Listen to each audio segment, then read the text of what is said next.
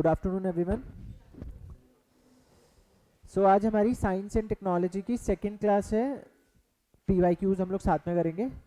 हमारा main focus answer जानना नहीं होता, मतलब आंसर तो जानना है ही कि कैसे करना है। उसके साथ साथ हम लोगों को ना ये समझना है कि इस क्वेश्चन से हम लोग और क्या सीख सकते हैं, ऑप्शन से और क्या सीख सकते हैं, इस टॉपिक के बारे में क्या सीख सकते हैं, और इस तरह के क्वेश्चंस एग्जाम में क्यों पूछे जा रहे हैं, आगे क्या पूछा जाएगा। ठीक है, तो जब मैं बताऊंगा तो उस चीज़ को खास कर नोट कर लेना।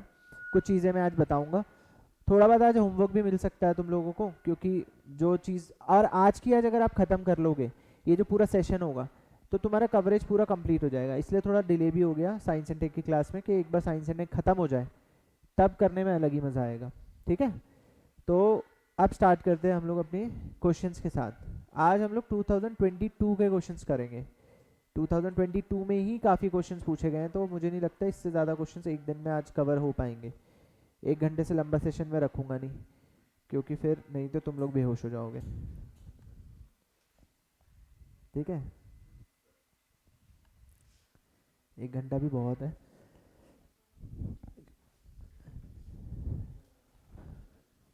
ठीक है, तो सबसे पहले फटाफट से क्वेश्चंस पे आते हैं। पहला क्वेश्चन देखो, हम लोग हमेशा क्वेश्चन पढ़ते समय एरिया भी देखेंगे किस एरिया में से पूछा है। यूपीएससी ने 2022 में से इतना ज़्यादा क्वेश्चन पूछे हैं कि जो साइंस बैकग्राउंड वाले बच्चे हैं वो आराम से प्रीलिम्स निकाल के लेके चले गए थे। ठीक है, 2022 का प्रीलिम्स इसलिए क्लियर हुआ था काफ़ी लोगों का, क्योंकि बहुत आराम से बहुत इजी क्वेश्चंस थे ये 2022 में। ठीक है, तो 2022 में पूछा है पहला क्वेश्चन जो हम लोग पढ़ रहे हैं, which one of the following statements best describe the role of B cells and T cells. जब जनरल बायोलॉजी हम पढ़ते हैं हमेशा इम्यून सिस्टम के बारे में बात होती रहती है। इम्यूनो कॉम्प्रोमाइज्ड जो बीमारियां होती हैं, आपके इम्यून सिस्टम के कॉम्प्रोमाइज़ होने की वजह से, कमज़ोर होने की वजह से जो बीमारियां हैं, जैसे कि टीबी हो गई, ये हमेशा न्यूज़ में रहती हैं। तो इम्यून सिस्टम का रोल बड़ा इंपॉर्टेंट हो जाता है। ठीक है, अभी हम लोग इसके बारे में बेसिक डिस्कशन करते हैं। बेसिक बहुत जल्दी करेंगे और बहुत बेसिक। 2 तरह की इम्यूनिटी होती है जब एक इंसान पैदा होता है। सिर्फ इंसान नहीं, हर जानवर में अपने आप को बचाने की एक क्षमता होती है। ठीक है, वो उसका इम्यून सिस्टम होता है। Because every living organism wants to survive, तो अपने लिए फाइट करता है। इवन जो माइक्रोब्स हैं उनके पास भी सिस्टम्स होते हैं। ठीक है, तो इंसानों की अगर मैं बात करूं तो 2 तरह के इम्यून सिस्टम्स हैं हमारे। 2 तरह की इम्यूनिटी के बारे में हम बात करते हैं। एक है इनेट जो पैदाइश से होती है, एक है एक्वायर्ड जो आप पैदा होने के बाद धीरे धीरे एक्वायर करते हो। ठीक है, धारण करते हो। तो जो पैदाइश से होती है वो क्या होती है बताओ? For example skin. ठीक है, for example skin, tears, glands, ये सब पैदाइश से आपके पास है। तो जब एक बच्चा पैदा होता है ना, उस टाइम पे उसकी इम्यूनिटी हम कहते हैं वीक है, क्योंकि बच्चे ने अभी तक इम्यूनिटी, उसका जो इम्यून सिस्टम है वो एक्वायर नहीं किया है, उसने धारण नहीं किया है। अब वो धारण कैसे करता है वो समझ लो। इसके अलावा बच्चे को और इम्यूनिटी कहाँ से मिलती है? आपने सुना होगा माँ का पहला पीला गाढ़ा दूध, सुना है? उसको इंग्लिश में बोलते हैं कोलेस्ट्रम। ठीक है, तो कोलेस्ट्रम में IgA एंटीबॉडीज होती हैं। ठीक है, बड़ा इंपॉर्टेंट है ये पॉइंट, याद रखना। एंटीबॉडीज IgA कोलेस्ट्रम में अबंडेंट मात्रा में होती है, जो कि बच्चे को इम्यूनिटी देती है। ठीक है, उसके बाद एक्वायर्ड इम्यूनिटी में हमारे पास सबसे इंपॉर्टेंट होते हैं अपने बी और टी सेल्स। बी और टी सेल्स ये लिम्फोसाइट्स होते हैं। ठीक है, लिम्फोसाइट्स यानी लिम्फ के सेल्स, हमारे लिम्फेटिक सिस्टम के सेल्स। दोनों बी और टी सेल्स जो हैं वो हमारे बोन मैरो में ही मैच्योर होते हैं। ठीक है, बी सेल्स का काम है एंटीबॉडीज बनाना। एंटीबॉडी का मतलब है, एंटीबॉडी का मतलब है जब भी आपके बॉडी में कोई वायरस आ जाए, कोई बैक्टीरिया आ जाए, ऐसे आ गए ये virus bacteria, disease causing organisms, वो जीव जो कि बीमारी पैदा करते हैं, उन जीवों को क्या बोलते हैं हम? पैथोजेंस। ठीक है, तो ये जो पैथोजेंस है इनके खिलाफ एक बॉडी क्रिएट हो जाती है। ठीक है, इसलिए इसके खिलाफ बन रही है, इसलिए इसका क्या नाम है? एंटीबॉडी। और जिसके खिलाफ बनती है उसको क्या बोलते हैं हम? एंटीजन। क्या बोलते हैं? एंटीजन। ठीक है, समझ गए? इतना क्लियर है? तो एंटीबॉडी बनाने का काम किसका है? बी सेल्स का। ठीक है, और टी सेल्स का काम याद रख लेना, टी सेल्स अलग अलग तरह के होते हैं। इसमें एक एग्जांपल जैसे हेल्पर टी सेल्स, ठीक है। टी सेल्स का काम है डायरेक्टली सेल पर या डायरेक्टली इस पर अटैक करके, फॉर एग्जांपल एक सेल है जो खराब हो गया, कैंसरस सेल, डायरेक्टली उस सेल पे अटैक करके उस सेल को खत्म करना, ठीक है, समझे। तो जब HIV होता है तो HIV का जो वायरस है वो सबसे पहले किस पे अटैक करता है, हेल्पर टी सेल्स पर, ये पहले भी बताया हुआ है मैंने, हेल्पर टी सेल्स पे अटैक करता है HIV का वायरस। इस वजह से HIV अगर किसी को हो जाता है तो वो किस चीज से मरता है, बाकी बीमारियों से मर जाता है, क्योंकि उसका इम्यून सिस्टम कमजोर हो जाता है। इम्यून सिस्टम कमजोर हो जाएगा जब टी हेल्पर सेल्स खत्म हो जाएंगे तो, ठीक है। और अभी टी सेल्स न्यूज में क्यों है, कार्ट टी सेल थेरेपी के बारे में अगर आपने सुना, और हमने डिस्कस भी किया हुआ है ना। कार्ट टी सेल थेरेपी ये कैंसर ट्रीटमेंट में इस्तेमाल होता है। इसमें हम कुछ नहीं करते, इसमें हम टी सेल को मॉडिफाई करते हैं, ठीक है। चिमेरिक एंटीजन रिसेप्टर्स, इसका फुल फॉर्म है चिमेरिक एंटीजन रिसेप्टर्स, ठीक है। हम क्या करते हैं, टी सेल को ऐसा मॉडिफाई करते हैं कि वो कैंसर सेल के साथ अच्छे से जुड़ पाए, ठीक है, अच्छे से जुड़ पाए और उसको खत्म कर सके। तो बस यहाँ पे टी सेल का मॉडिफिकेशन होता है कैंसर ट्रीटमेंट में, ये नई चीज़ है कार्ट टी सेल थेरेपी, आपके लिए इतना जानना जरूरी है। तो हम लोगों ने बेसिक थोड़ा सा समझ लिया इम्यूनिटी के बारे में, है ना। और अभी न्यूज में क्यों है, कार्ट टी सेल की वजह से, वो समझ लिया। अब इसका आंसर बताओ फटाफट। क्वेश्चन तो बहुत सिंपल है, कई बार बड़ा सिंपल क्वेश्चन आते हैं, कई बार इसी के एडवांस वर्जन आ जाते हैं, ठीक है। तो अगली बार अगर क्वेश्चन आएगा तो कार्ट टी सेल के बारे में क्वेश्चन आने के बड़े चांसेस हैं, बहुत चांसेस हैं, ठीक है। तो कार्ट टी सेल इसमें है नई जानने वाली बात इस क्वेश्चन के साथ साथ, ठीक है। तो आंसर क्या है इसका, ए के साथ कौन कौन है, बी के साथ, सी के साथ, डी के साथ, सी के साथ, डी के साथ। अच्छा किसी कोई ऑप्शन समझने में दिक्कत है तो वो बताओ, वो मैं बता देता हूँ। देखो तोड़ के पढ़ो। इम्यूनो सप्रेसेंट मतलब इम्यून सिस्टम को सप्रेस यानी दबाने वाला, ठीक है। तो ये इम्यून सिस्टम को दबा तो नहीं रहा है, उसको और मजबूत कर रहा है, समझ गए बात। तो ऐसे समझना है हमें तोड़ के, अगर कोई नहीं समझ में आता तो तोड़ लिया करो। They elevate the body's pain and inflammation, क्या ये बॉडी के पेन और इन्फ्लेमेशन को बढ़ा रहा है, नहीं। इन्फ्लेमेशन क्या होता है ये भी समझ लो, ये बार बार क्योंकि वर्ड्स आते हैं हमेशा न्यूज़पेपर में हर जगह। इन्फ्लेमेशन का मतलब कुछ नहीं होता, जब भी आपकी बॉडी में बाहर से कुछ आता है तो इन्फ्लेमेशन आपकी बॉडी का रिएक्शन है। बॉडी क्या करती है, वहां पे लगा तुरंत एकदम ब्लड सेल्स को भगाती है, ब्लड सेल्स के साथ साथ वहां पे क्या पहुंचते हैं, वाइट ब्लड सेल्स भी पहुंचते हैं, लिम्फोसाइट्स भी पहुंचते हैं।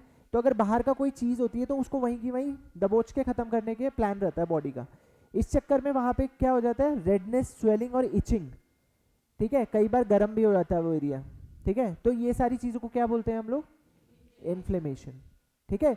कई बार वो चीज लॉन्ग टर्म के लिए रहती है तो परेशानी वाली बात हो जाती है, समझ गए। नहीं तो इन्फ्लेमेशन, फीवर, ये क्या है, बॉडी के रिएक्शंस, ये डिजीजेस नहीं है। बट लॉन्ग टर्म रहेगा तो प्रॉब्लम हो जाएगी, है ना, डिजीज हो जाएगी, ठीक है। एनवायरनमेंट के एलर्जेन से बचाते हैं क्या,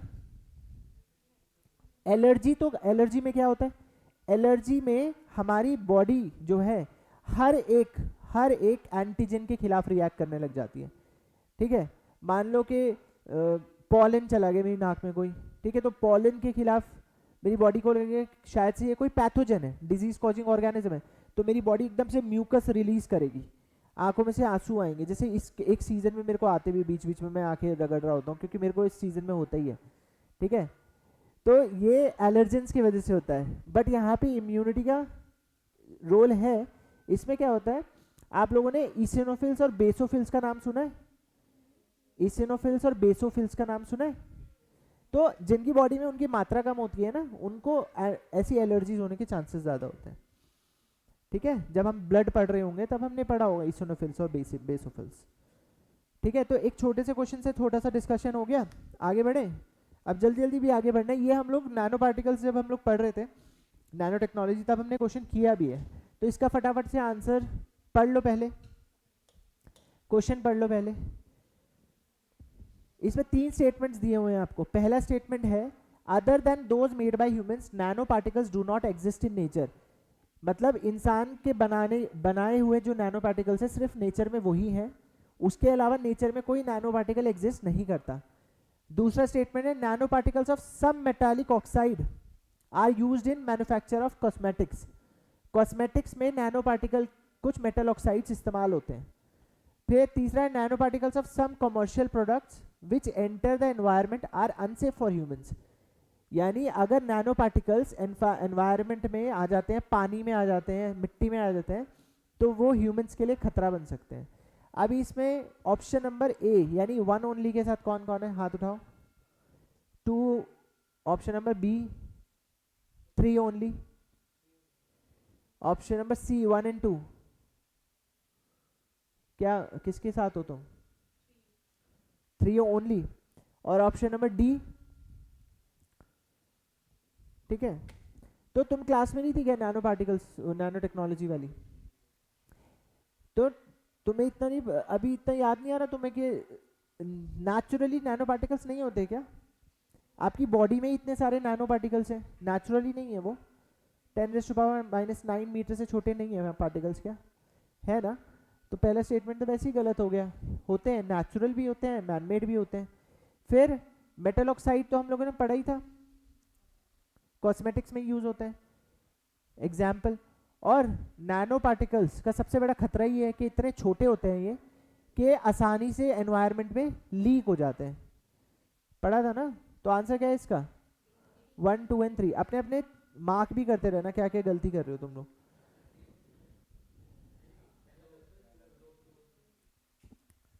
पहला क्या है बताओ अब? अरे पहला गलत है या सही है? गलत है ना। नेचुरल में भी प्रेजेंट होते हैं और आर्टिफिशियल मैन मेड भी होते हैं। बाकी 2 सही हैं, तो आंसर क्या होगा इसका? 2 एंड 3। ठीक है, आंसर क्या है इसका? 2 एंड 3।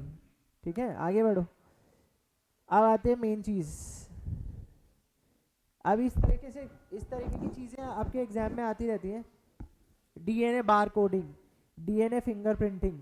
तो आज मैं तुम्हें एक साथ ही सब कुछ करा दूंगा, लिखने वाले तुम होने चाहिए। ठीक है, तो नाम से समझना है, वैसे तो थोड़ा दिमाग लगाना है। बार कोडिंग, कपड़े खरीदने गए हो कभी? वहां पे कपड़ों पे क्या होता है? बारकोड। बारकोड को स्कैन किया जाता है। तो आपको क्यों लगता है कि बारकोड वहां पे होता होगा?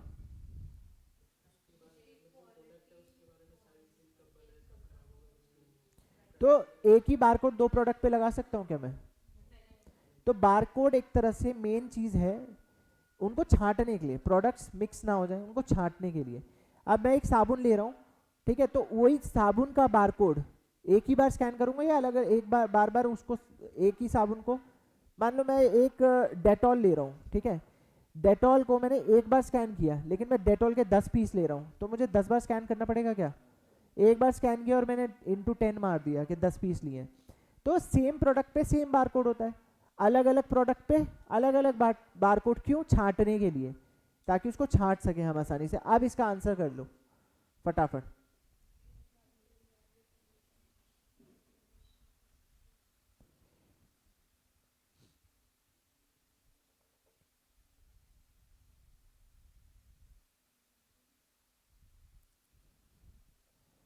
अब आंसर करो लॉजिक से। कुछ चीजें तो बिल्कुल लॉजिक से करनी है आपको, ठीक है।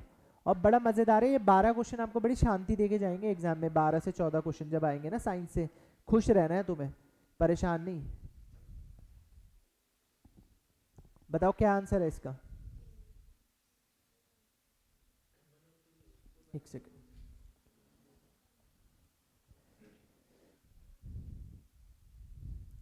ये कितना दिख रहा है इसमें? मैं लैपटॉप पूछ रहा हूँ, स्क्रीन पूरी दिख रही है? ठीक है, हाँ बताओ। ऑप्शन नंबर ए 1 ओनली के साथ कौन कौन है, हाथ उठाओ।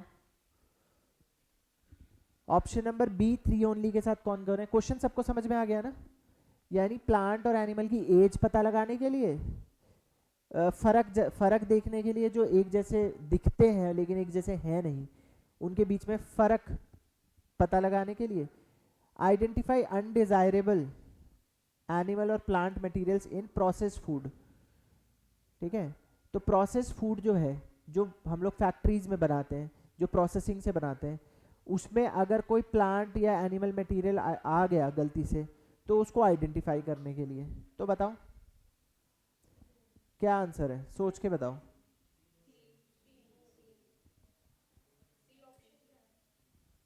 सी ऑप्शन है 1 एंड 2 और डी ऑप्शन है 2 एंड 3। तो सी के साथ कौन कौन है और डी के साथ कौन कौन है? डी के साथ कौन कौन है जिसमें ऑप्शन है 2 एंड 3? अब बताओ। 1 2 एंड 3 तो ऑप्शन में नहीं है। मजे आने लग गए तो मैं 1 2 3 करके साइंस टेक के क्वेश्चंस में। साइंस टेक में ज़्यादातर answer all of the above इसलिए होता है क्योंकि एप्लीकेशन बेस्ड क्वेश्चन होगा ना। तो और science and technology, nano technology, nuclear technology, इसमें ज़्यादातर एप्लीकेशन बहुत वाइड होते हैं, मतलब हर जगह इस्तेमाल हो सकता है। इसलिए ज़्यादातर चांसेस होते हैं कि उसका एप्लीकेशन वाले क्वेश्चन का, यानी वो कहाँ इस्तेमाल होगा, उसका एक शॉर्ट है ट्रिक। अगर तुक्का ही मारना है तो 1 2 एंड 3 उसका हो सकता है आंसर। ठीक है, एप्लीकेशन का, लेकिन हर जगह नहीं। तो यहाँ पे पहले ही बता दिया, एज से तो क्या पता चल रहा है तुम्हें? तुम्हारे कपड़े का इंफॉर्मेशन डालना पड़ेगा ना कि भाई वो कब बना है, तुम वो सोच रहे हो शायद से, मुझे लग रहा है ना। बार कोडिंग में, बार कोडिंग का मेन काम वो नहीं होता। बार कोडिंग का मेन काम क्या होता है? छांटना, डिस्टिंग्विश करना, मेन काम वो है। ठीक है, ऑप्शन नंबर 2 और 3 दोनों में ही छट रहा है, हो रहा है ना डिस्टिंग्विश। कहीं कहीं पे इसका आंसर 3 ओनली दे रखा है, लेकिन according to me it is 2 and 3 only. Why? Because species that look alike are not alike. इसमें बोला है कि अगर सेम स्पीशीज होती तब वो नहीं होता, क्योंकि उनको कैसे छांटोगे आप डीएनए बार कोडिंग करके? ठीक है, क्योंकि उनका तो डीएनए ऑलमोस्ट सेम होगा। ठीक है, लेकिन लुक अलाइक उसको तुम छांट सकते हो।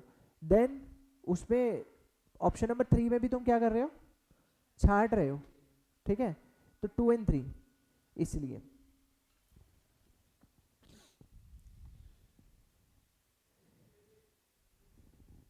ठीक है, तो डीएनए बार कोडिंग के और एप्लीकेशंस लिखो अब।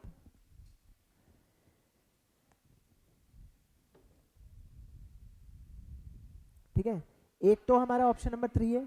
ठीक है, इसको लिख लेना, फूड ट्रेसिबिलिटी, फूड को ट्रेस करना। ऑथेंटिसिटी, प्योर है इम्प्योर है, फूड का impurity, purity, food traceability. Species identification, species को आइडेंटिफाई करना। बायोडाइवर्सिटी स्टडीज में काम आता है। ठीक है, जो कि मॉनिटरिंग एंड कंजर्वेशन, अगर इकोलॉजिकल मॉनिटरिंग एंड कंजर्वेशन हमें करनी हो तो हम काम इससे करेंगे। ठीक है, यानी पर्यावरण का आंकलन अगर अच्छे करना हो, हमें जैव विविधता को समझना हो, पढ़ना हो, अनुसंधान करना हो, तो वहां पे ये काम आएगा।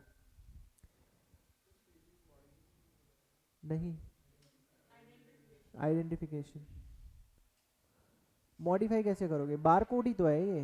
बार कोड से क्या करोगे तुम? बार कोड में कुछ नहीं है, हमने बस डीएनए का सेगमेंट देखा, उसको स्टडी किया और एक स्पेसिफिक सेगमेंट को हमने एक कोड दे दिया, that is DNA bar coding, बस। ठीक है, जिससे हमें अगली बार वो दोबारा दिखाई दे तो हमें समझ में आ जाए कि अच्छा ये वो है। ठीक है, हाँ, एक तरीके से ये समझ लो, समझ गए, बार कोडिंग। ठीक है, फिर लिखो डीएनए फिंगरप्रिंटिंग। अब इसके साथ साथ और चीज़ें देख लो, मैंने बताया बहुत सारी इंपॉर्टेंट चीज़ें हैं।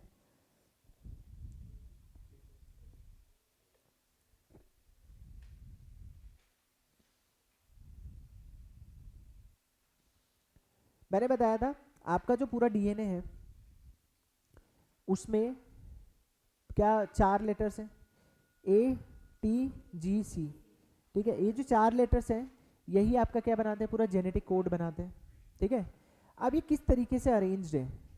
ठीक है, इसमें कुछ सीक्वेंसेस ऐसे होते हैं जो कि क्या करते हैं? एक्सप्रेस होते हैं। वो क्या होते हैं? Sense codes. ठीक है, जो एक्सप्रेस नहीं होते वो क्या होते हैं? Non sense codes. ठीक है, आपकी डीएनए के पूरे डीएनए में ऐसे बहुत सारे जेनेटिक सीक्वेंसेस होते हैं, ऐसे बहुत सारे जेनेटिक सीक्वेंसेस होते हैं, नंबर ऑफ टाइम रिपीट्स होते हैं। ठीक है, अब मेरे पापा आ गए यहाँ पे। ठीक है, मेरे पापा और मेरे पापा और मेरे अंदर ठीक है। तो जब डीएनए को हम लोग देखेंगे, दोनों को मैच करने की कोशिश करेंगे, तो क्या होगा, हम दोनों के डीएनए में वो जो रिपीटेड सीक्वेंस है वो कितनी बार रिपीट हो रहा है वो सेम दिखेगा या सिमिलर दिखेगा। सॉरी, सेम तो नहीं दिखेगा, क्या दिखेगा, सिमिलर दिखेगा। तो यहाँ पे हम लोग देखते हैं variable number of tandem repeats, वो रिपीटेड सीक्वेंस है डीएनए का हम दोनों के डीएनए में, ठीक है। जो रिलेटेड स्पीशीज होंगी, रिलेटेड ऑर्गेनिज्म होगा, जैसे मैं और मेरे फादर, मेरे ग्रैंडफादर, तो मेरे फादर के साथ सबसे ज़्यादा मेरे रिपीट्स मैच होंगे, ठीक है। ग्रैंडफादर के साथ थोड़े बहुत मैच होंगे, ऐसा होता है, ठीक है। जितना आप दूर आते जाते हो तो मैच कम होता जाता है, ठीक है, क्योंकि आप दो सेट ऑफ क्रोमोसोम से बने हो, मदर का भी फादर का भी। समझ गए बात? तो पापा के साथ ऑलमोस्ट मेरा 50-60% मैच दिखेगा।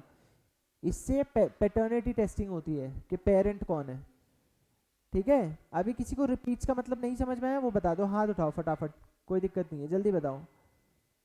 देखो आपका डीएनए है, डीएनए के अंदर ये जो एटीजीसी ये जो है ना बेसिस, ठीक है, ये अलग अलग कोड्स बनाते हैं, ठीक है। आधे कोड्स तो आपके फीचर्स, आपका कलर क्या होगा, हेयर क्या होगा, उसके ऊपर रहते हैं, लेकिन कई कोड्स जो हैं वो बस रिपीट हो रहे होते हैं, बहुत बार रिपीट हो रखे होते हैं, ठीक है। इतना समझ में आ गया? वो बहुत बार रिपीट हो रहे होते हैं, मैं तुम्हें सबसे सिंपल लैंग्वेज में समझा रहा हूँ। अब वो जो बहुत बार रिपीट हो रखे हैं ना जो कोड, वो कोड की संख्या मुझ में और मेरे फादर में क्या होगा, सिमिलर, सबसे ज्यादा सिमिलर, ठीक है। मान लो कि मैं ही अपना डीएनए का टेस्ट करा रहा हूँ, फिंगरप्रिंटिंग टेस्ट करा रहा हूँ, ठीक है, तो किसी और के साथ अगर मैं कराऊंगा तो वो नंबर, वो जो नंबर ऑफ रिपीट्स है ना मेरे में, कौन से रिपीट्स हैं और कितने बार रिपीट हो रहे हैं, वो अनरिलेटेड मैन के साथ तो बिल्कुल मैच नहीं करेगा, उसके तो पता नहीं कितनी बार हो रहे होंगे, ये तो कम हो रहे होंगे। वो मैच किसके साथ करेगा, फादर के साथ। और ये कैसे पता चलता है, हम जो डीएनए है, डीएनए को लेते हैं, पहले डीएनए को तोड़ते हैं, नेगेटिवली चार्ज होता है, ठीक है, डीएनए कैसा होता है, नेगेटिवली चार्ज, फिर उसको एक जेल इलेक्ट्रोफोरेसिस नाम की प्रोसेस से गुजारते हैं, जेल इलेक्ट्रोफोरेसिस। उसमें कुछ नहीं करते हैं, एक प्लेट होती है, प्लेट के ऊपर जेल होता है, ठीक है, एक तरफ हम क्या रख देते हैं, पॉजिटिव चार्ज। जैसे बिजली ऑन करते हैं तो डीएनए के जो टुकड़े हैं, अब तो हमने तोड़ दिया ना डीएनए को पूरा, तो जो डीएनए के जो टुकड़े हैं वो ऐसे पॉजिटिव चार्ज की तरफ मूव होने लग जाते हैं और अपने आप को ना किस में अरेंज कर लेते हैं, ऐसे ऐसे ऐसे, अपनी डेंसिटी के हिसाब से, जितने बड़े बड़े उसके टुकड़े हुए होंगे, ठीक है। यही केस जब मैंने अपने फादर के साथ किया तो सेम ऐसी लाइंस देखने को मिली मुझे, ठीक है। तो मुझे पता चले जो डीएनए मेरे फादर का है ये इसमें इतनी सिमिलैरिटी है, लेकिन अनरिलेटेड इंसान के साथ करूंगा तो ऐसे दिखेगा। अब बताओ ये दोनों लाइन सिमिलर है या ये दोनों, नीचे वाली दोनों ना, तो ऐसे पता चलता है डीएनए फिंगरप्रिंटिंग, ठीक है। प्रिंसिपल समझ गए? क्या है प्रिंसिपल? दो तीन नई बातें समझे होंगे। डीएनए नेगेटिवली चार्ज्ड, ठीक है, किसके ऊपर लपटा रहता है वो, पॉजिटिवली चार्ज प्रोटीन, जिसका क्या नाम होता है, हिस्टोन प्रोटीन, ठीक है। डीएनए का मॉडल वगैरह ये सब बेसिक्स हम पढ़ चुके हैं, बार बार नहीं पढ़ा रहा मैं अब, ठीक है। फिंगरप्रिंटिंग समझाना था। फिंगरप्रिंटिंग में याद रखना variable number of tandem repeats, variable number of tandem repeats, ये रिपीट्स वर्ड्स याद रखना, रिपीट, ये रिपीट वर्ड याद रखना, ठीक है। Variable number of tandem repeats या फिर short tandem repeats, STRs, short tandem repeats, मतलब रिपीट मेन वर्ड है, ठीक है, वो याद रखना।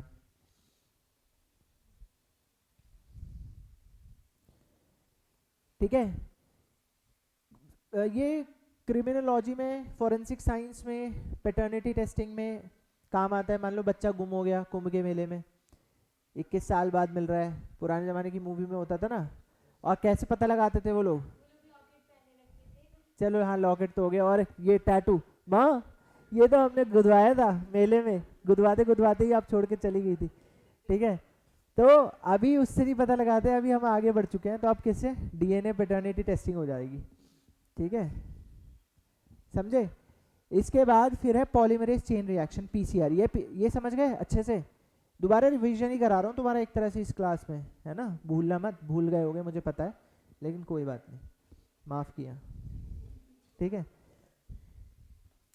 फिर पीसीआर, पॉलीमरेज चेन रिएक्शन,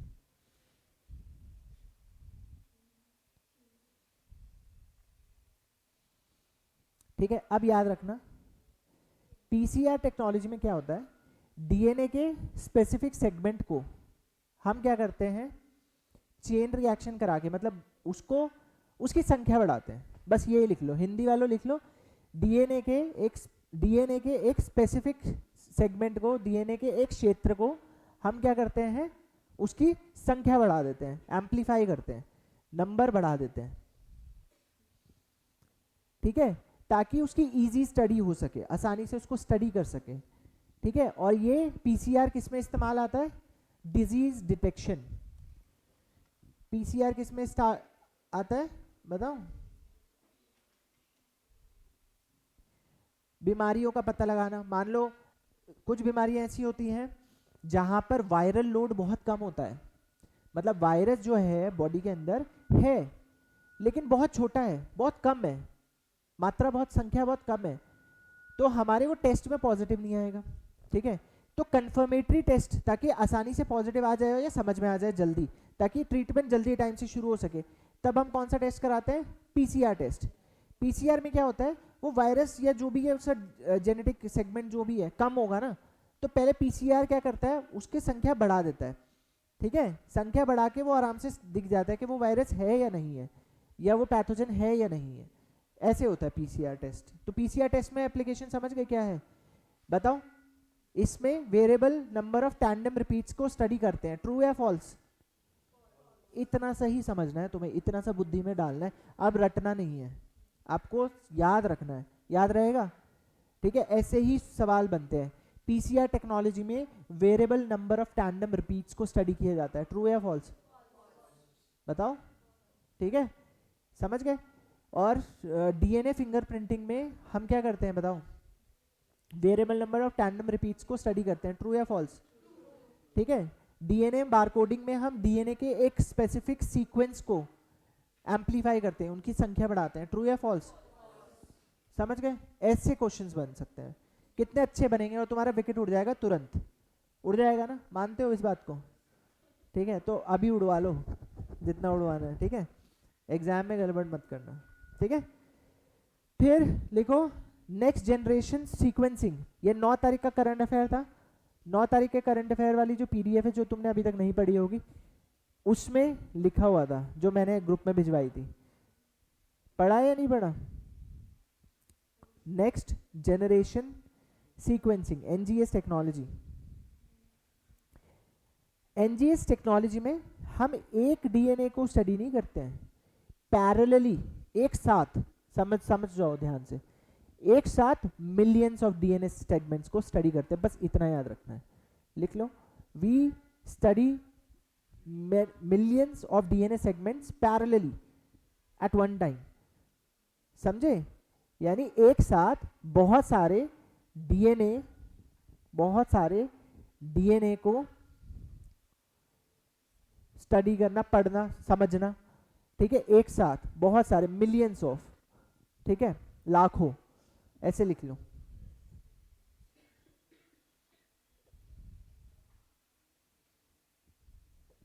ठीक है, तो एनजीएस किस में काम आया होगा बताओ, आप सोचो, एनजीएस टेक्नोलॉजी किस में काम आती होगी, जीनोम सीक्वेंसिंग में, किस में काम आती होगी, जीनोम सीक्वेंसिंग में। अभी आपको पता है ना कि इंडिया का जीनोम सीक्वेंसिंग प्रोजेक्ट खत्म हो गया, पता है, ठीक है। अब जीनोम सीक्वेंसिंग जो प्रोजेक्ट इंडिया का खत्म हुआ है, उसका data Indian biological data centre में प्रेजेंट है अब सारा, 10 लाख इंडिविजुअल्स को उसमें स्टडी किया गया था, ठीक है, 20+ इंस्टीट्यूशंस ने उसमें पार्टिसिपेट किया, ठीक है। तो ये सब किया क्यों जाता है, ताकि आगे आने वाले टाइम में हम बीमारियों के अगेंस्ट अपने देश के हिसाब से, अपने देश के जीनोम के हिसाब से टारगेटेड दवाइयाँ बना सकें, ठीक है। बाकी और एनवायरनमेंट में भी बड़ा काम है, हर सेक्टर में इसका काम आएगा, समझे बात, जो भी जीवन से जुड़ा हुआ सेक्टर है उसमें काम आएगा इसका, ठीक है, जनवरी 3 2020 को लॉन्च हुआ था। अब ये यूपीपीसीएस के लिए लॉन्च डेट्स वगैरह भी इंपॉर्टेंट हो चुकी हैं जब डेट्स पूछ रहे हैं इस बार तो। ठीक है, तो उसके साथ साथ ये भी याद रखना। ठीक है, तो आने वाले टाइम में कैंसर जेनोमिक्स, मतलब ट्रीटमेंट्स जेनोमिक्स, ये लिख लो, ये एनजीएस के बारे में। ठीक है, जेनेटिक सीक्वेंसिंग। ठीक है, जीनोमिक्स यानी जीनोम का स्टडी को जीनोमिक्स बोलते हैं हम लोग। ठीक है, cancer, cancer treatments, microbial studies. ठीक है, personalise care and treatment, personalise care and treatment यानी व्यक्ति विशेष के हिसाब से आपका क्या होगा, इलाज और निदान इसके वजह से हो पाएगा।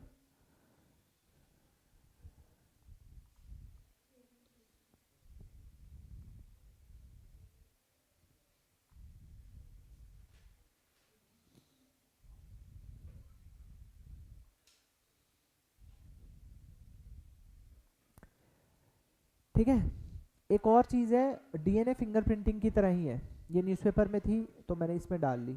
इसका नाम है रेस्ट्रिक्शन, लिखो restriction, fragment, length, polymorphism. Restriction, fragment, length, polymorphism.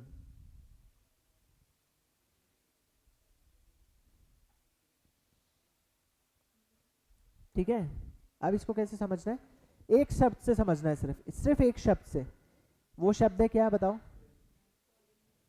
Restriction, restriction enzymes, restriction endonucleases, क्या है बताओ, याद करो। किसने बोला? Good, molecular scissors. याद आ रहा है कुछ या नहीं आ रहा? अरे इतने गजनी लोग, मॉलिक्यूलर सीजर्स अभी अभी पढ़ा है हम लोगों ने कुछ टाइम पहले, तुम तो छोड़ो, तो मैं नहीं कह रहा, बाकी सब ठीक है, जिन लोगों ने नहीं पढ़ा। मॉलिक्यूलर सीजर्स यानी डीएनए को कटवट लगाना है तो मॉलिक्यूलर सीजर्स यूज होती है। नेचुरली भी हमारी बॉडी में डीएनए में कट लगते हैं, ठीक है, रीअरेंजमेंट्स होते हैं, वो सब कौन करता है? रेस्ट्रिक्शन एंडो न्यूक्लियस, लिखो, ये पीसीएस में तो डायरेक्टली पूछा था। मॉलिक्यूलर सीजर, अब किसी चीज को काटा है तो चिपकाओगे भी, तो चिपकाने के लिए क्या इस्तेमाल करते हैं हम लोग? लाइगेस, बॉडी के अंदर नॉर्मली प्रेजेंट है, LIGASE, लाइगेस। ठीक है, समझे बात? अब इसमें क्या होता है, हम ना रेस्ट्रिक्शन एंजाइम को डीएनए के साथ घोल देते हैं, ठीक है, तो वो क्या करेगा, डीएनए को काट देगा। और किस किस पोजीशन पे काटेगा, ऐसे ही रैंडमली नहीं काटता, वो हमने Cas9 के टाइप पे देखा है ना, वो एक स्पेसिफिक पोजीशन पे ही काटता है। ठीक है, वहां पे अगर टी प्रेजेंट है तो टी पे जाके काटेगा, ठीक है, जहां जहां टी प्रेजेंट है ना वहां वहां पे काटेगा। अब सोचो मैं, मेरे और मेरे पापा के डीएनए में वो टी पे काट रहा है, तो हम दोनों के तो जो लेंथ्स क्रिएट होंगी वो सेम क्रिएट हो जाएंगी ना। यहाँ पे भी लेंथ का वो देखा जाता है, दोनों में लेंथ की वेरिएशन देखी जाती है। ठीक है, और जो सेम होगी, सिमिलर होगी, तो फिर समझ में आ जाता है अच्छा रिलेटेड है, तो ये भी पैटर्निटी टेस्ट में काम आता है। इतने सिंपल तरीके से समझा रहा हूँ ना तुम्हें मैं, ये बिल्कुल सिंपल तरीके से, एक वर्ड से समझना है, रेस्ट्रिक्शन। क्या, किससे समझना है? ठीक है, यानी काटना डीएनए को। फिर आगे क्या है, लेंथ, पॉलीमॉर्फिज्म। ठीक है, पॉलीमॉर्फिज्म, मॉर्फिज्म मतलब होता है डिफरेंस, मॉर्फिज्म मतलब डिफरेंस, समझ रहे हो? तो हमें किस में डिफरेंस दिख रहा है? लेंथ में। ठीक है, और हमें पता है रेस्ट्रिक्शन एंजाइम हमेशा किसी एक स्पेसिफिक लोकेशन पे काटता है, तो मेरे में वो स्पेसिफिक लोकेशन कहाँ प्रेजेंट होगी, वही मेरे फादर में प्रेजेंट होगी, तो हम दोनों का जहाँ जहाँ पे काटेगा वो सिमिलर होगा, तो हमारी जो लेंथ आएंगी, जो लंबाई आएगी डीएनए के स्ट्रैंड की, वो सिमिलर आएंगी। ऐसे पैटर्निटी टेस्टिंग में ये भी काम आता है। आई होप याद रखोगे। अब इसको, ये याद रखने वाला क्या है, ऐसी ट्रिक समझो, ट्रिक समझो, दिमाग में बैठाओ चीज़ों को, ठीक है, समझे? उसके बाद लिख लो क्रिस्पर Cas9 एडिटिंग, ये पहले भी पढ़ा रखा है मैंने।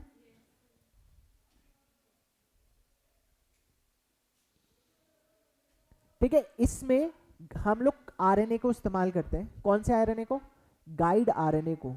आरएनए अलग अलग तरह के काम होते हैं ना आरएनए का। एक आरएनए का काम है गाइड करना, ले भैया वहां तक जाना है, देख वहां काटना है, ऐसा काम। ठीक है, मैसेंजर आरएनए का क्या काम है, मैसेज लेके जाना।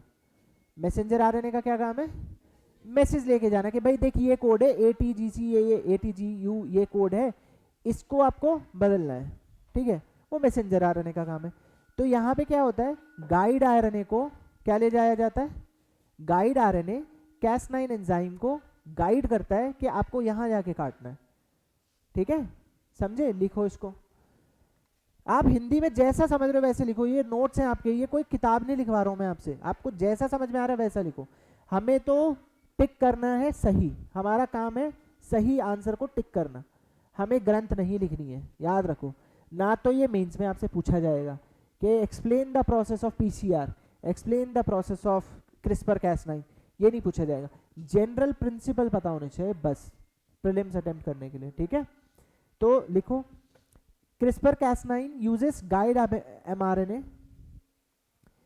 CRISPR-Cas9 गाइड mRNA को इस्तेमाल करके Cas9 एंजाइम को एक स्पेसिफिक लोकेशन पे पहुंचाता है। ठीक है, जहां पर DNA मॉडिफिकेशन करनी है। ठीक है, इसी भाषा में लिख लो आराम से। ठीक है, ठीक है, जहां पे बदलाव करना है वहां पे जाके कट लगवाता है ये। ठीक है, तो ये अगर आपसे पूछा जाए कभी कि विच, अभी एक क्वेश्चन बताता हूं मैं, लिख लिया सबने, चलो एक साथ आंसर देना एक ही आवाज में। Which one of the following technologies gave the birth to the idea of designer baby. ठीक है, अब मैं पूछता हूं, इसमें है आपका options PCR option number A, NGS option number 2, RFLP option number 3, CRISPR-Cas9 option number 4। क्या आंसर है इसमें? ठीक है, डिजाइनर बेबी। इस तरह के क्वेश्चंस बनते हैं। एक और क्वेश्चन बना लिया हमने। तो डिजाइनर बेबी में क्या होगा, हमको तो डिजाइन चाहिए ना कि भाई बेबी कैसा ऋतिक रोशन जैसा डांस करे। ठीक है, और क्या बोलते हैं, अलग अलग जो भी है हीरो की तरह, इसकी तरह बाल हो, इसकी तरह बॉडी हो, इसकी तरह स्किन कलर हो, ये सब चाहिए। तो ऑर्डर देने के माँ बाप फिर ऑर्डर देंगे, तो फिर उसकी स्पेसिफिक सेगमेंट्स को पहले स्टडी किया जाएगा। ठीक है, फिर उसको कट किया जाएगा। तो इस तरह से हम लोग ऑन डिमांड बेबीज क्रिएट कर सकते हैं आने वाले टाइम में, फ्यूचर में। ठीक है, मिंत्रा पे ऑर्डर कर दिया, तब मिंत्रा नहीं होगा, फिर तंत्रा होगा है।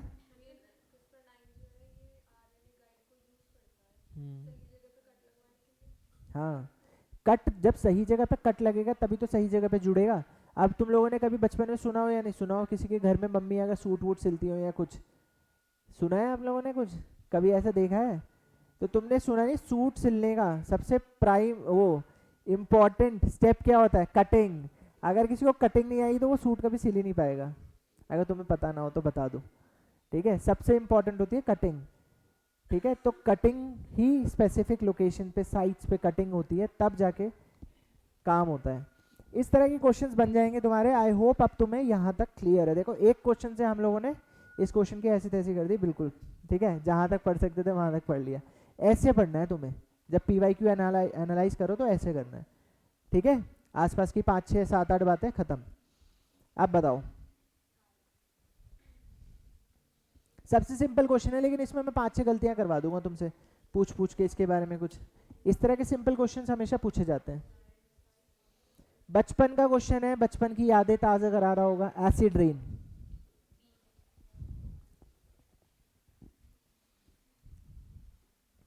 बताऊं?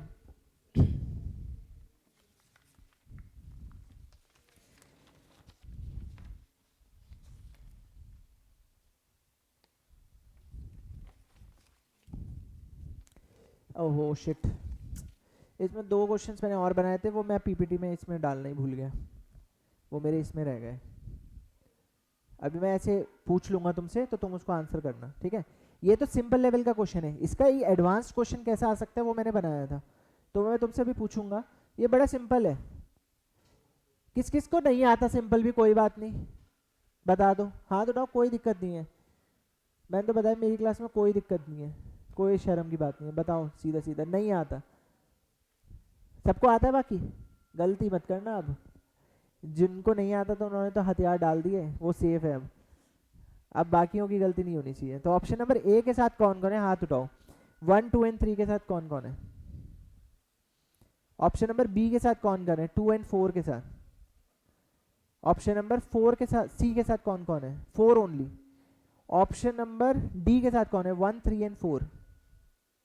तुमने अनोखा आंसर दिया है, बिल्कुल ही सबसे अलग, सबसे अलग, सबसे तेज। अब सुनो, एसिड और बेस का कॉन्सेप्ट समझो, ठीक है। मेटल ऑक्साइड और नॉन मेटल ऑक्साइड, इस चीज को लिख लो, याद रखना, ठीक है। मेटल ऑक्साइड यानी अगर किसी भी धातु में ऑक्सीजन मिल जाता है तो वो क्या बन जाता है? Metal oxide. लिखो मेटल प्लस ऑक्साइड, एरो डाल के लिखो metal oxide, metal plus oxide, metal oxide, ठीक है। ये जो मेटल ऑक्साइड होता है ना, ये होता है बेस, याद रखना। मेटल ऑक्साइड क्या होता है? बेस।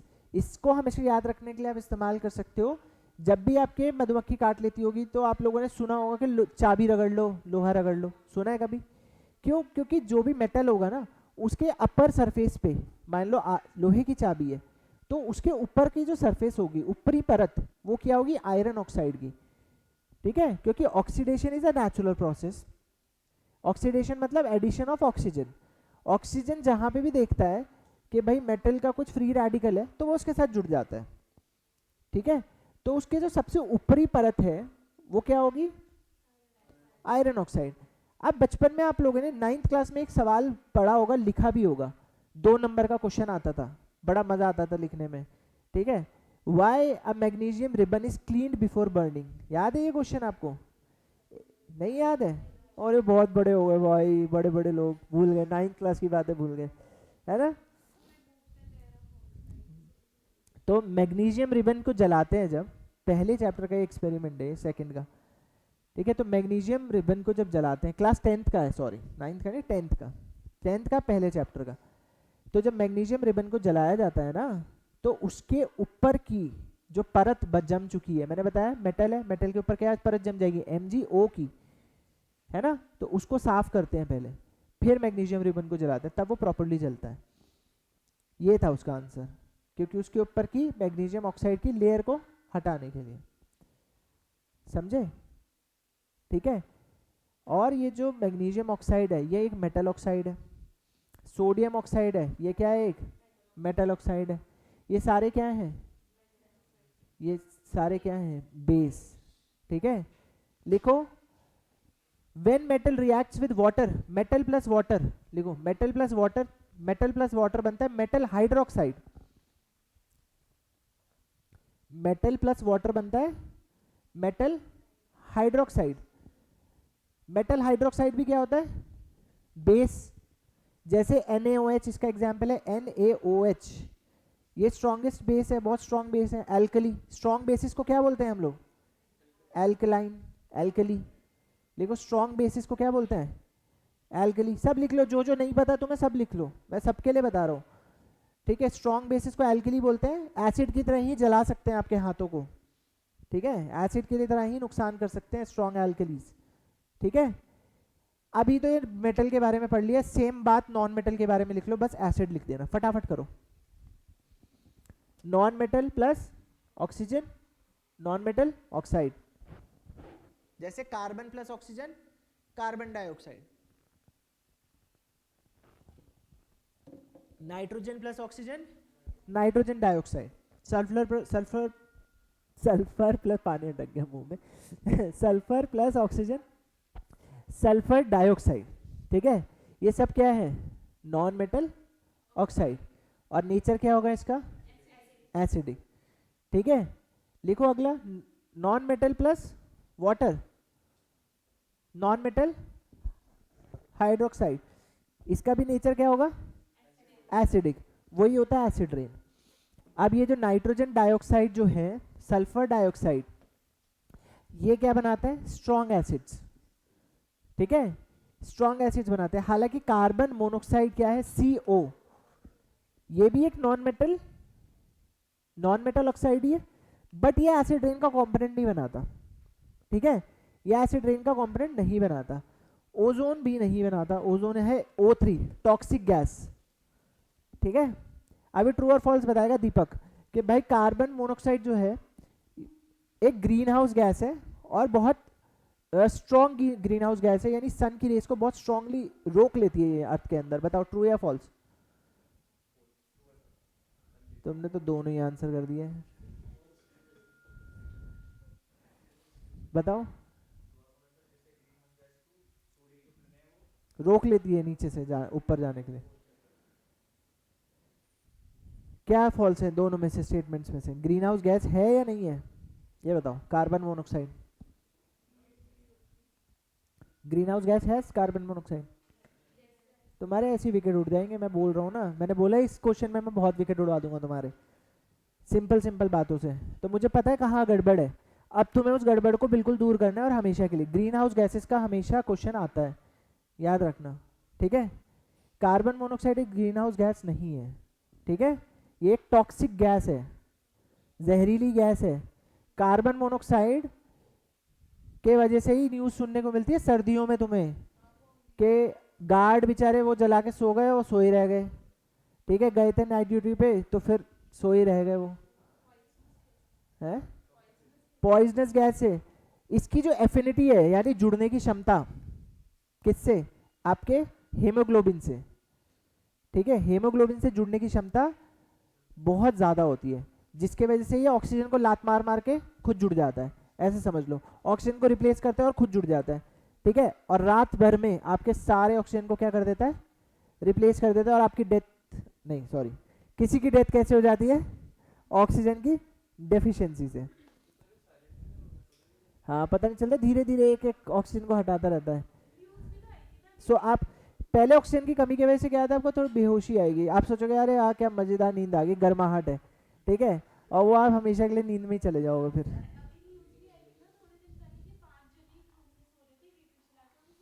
हाँ, तो यही होता है उसमें। हाँ, वेंटिलेशन तो चाहिए, ठीक है, वेंटिलेशन ज़रूरी है, समझे बात? तो ये हो गई हमारी नाइट्रोजन और सल्फर डाइऑक्साइड के बारे में बात।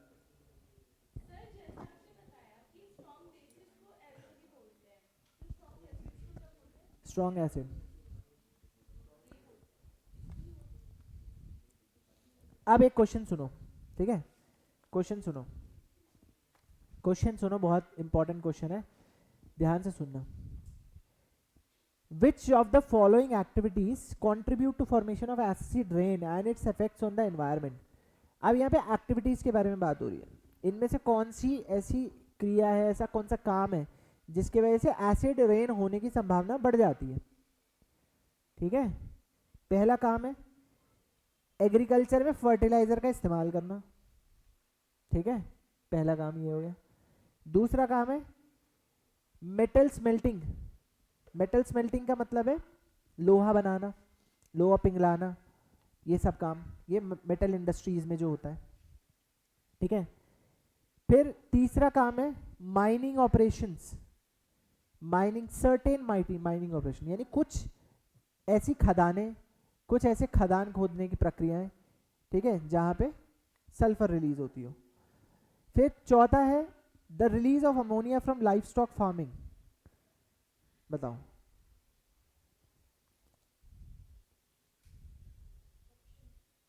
अब एक एक करके बता दो। पहला वाला था खेतों में फर्टिलाइजर का इस्तेमाल करना, अब बताओ ट्रू या फॉल्स? बता दो जिसको जो लग रहा है, ट्रू या फॉल्स। अच्छा क्वेश्चन है ये है डिफिकल्ट लेवल, थोड़ा सा दिमाग चलने लग जाएगा तुम्हारा पेपर में बैठोगे तो, यूपीएससी स्टाइल क्वेश्चन है, बताओ ट्रू है या फॉल्स? अब बताओ कैसे, क्या होगा ऐसा फर्टिलाइजर इस्तेमाल करोगे तो?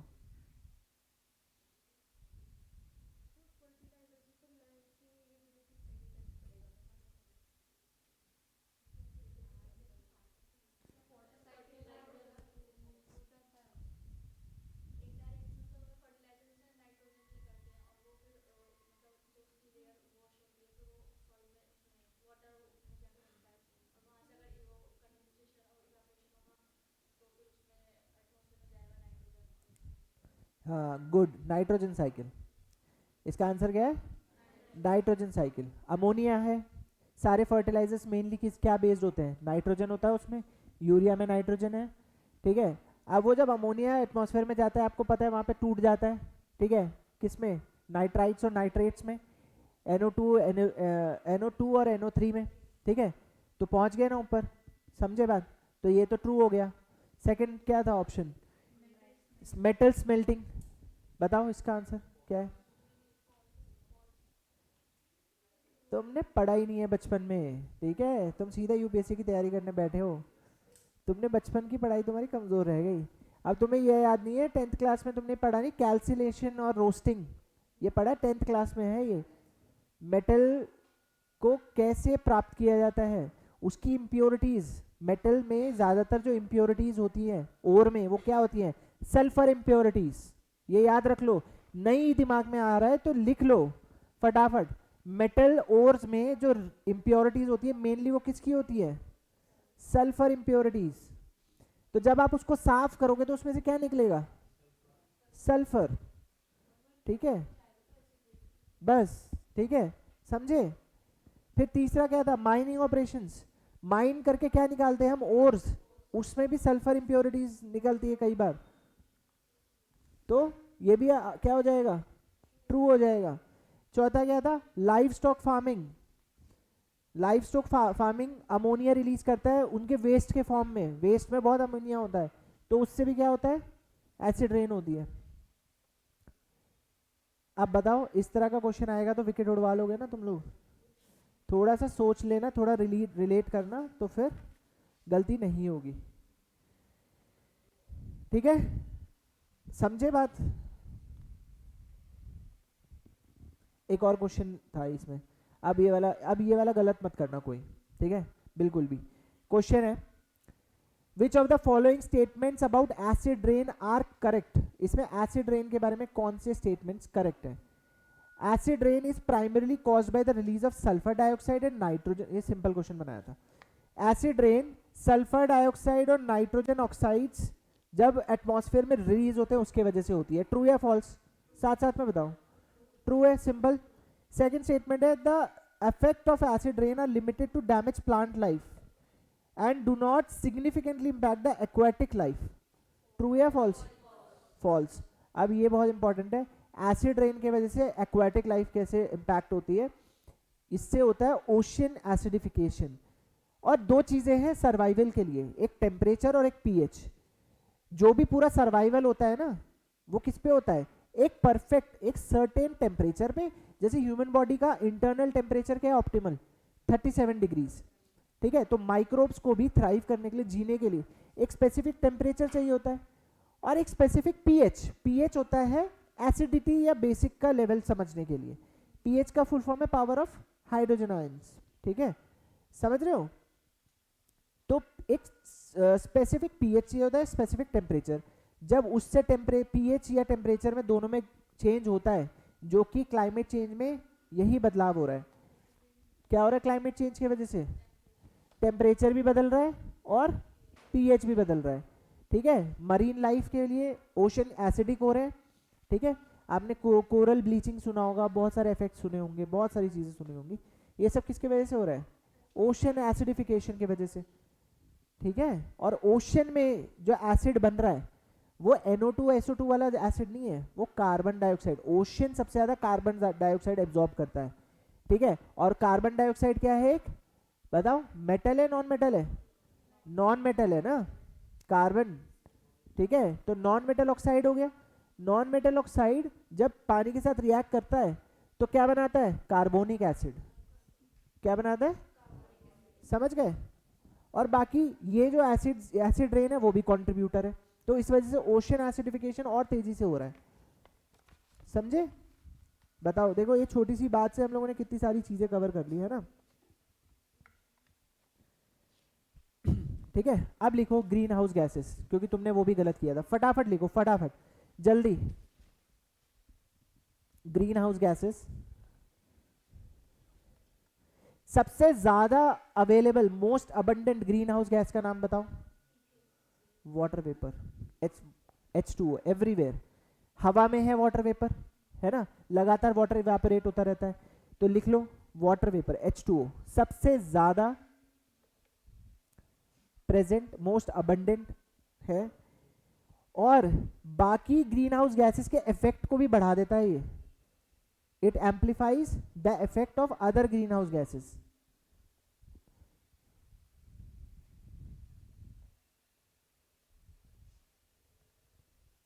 ठीक है, ये खुद तो लॉन्ग टर्म नहीं रह पाता, क्योंकि वाटर ड्रॉपलेट कितने टाइम ऊपर रहेगी, वाटर वेपर कितने टाइम, ये फॉर्म अपना फॉर्म बदल लेता है, तो इसकी लाइफ खुद की इतनी ज्यादा नहीं है, लेकिन ये क्या करता है, बाकी ग्रीन हाउस गैसेस के इफेक्ट्स को बढ़ा देता है। ठीक है, क्योंकि ह्यूमिडिटी और टेम्परेचर में चेंजेस करता है वाटर वेपर। ठीक है, जिसकी वजह से सनलाइट कितना नीचे रुकेगी कितना नहीं रुकेगी उस पर फर्क पड़ता है। ठीक है, तो वाटर वेपर के बाद लिखो कार्बन डाइऑक्साइड, ये मैं उसी ऑर्डर में बता रहा हूँ, अवेलेबिलिटी के ऑर्डर में। कार्बन डाइऑक्साइड, ठीक है, इसकी लाइफ ज्यादा है, ये ज्यादा टाइम तक रहता है। वाटर वेपर की तो लाइफ स्पैन बड़ी कम है, लेकिन है सबसे ज्यादा। ठीक है, वो बाकी ग्रीन हाउस गैसेस का इफेक्ट भी बढ़ा देता है।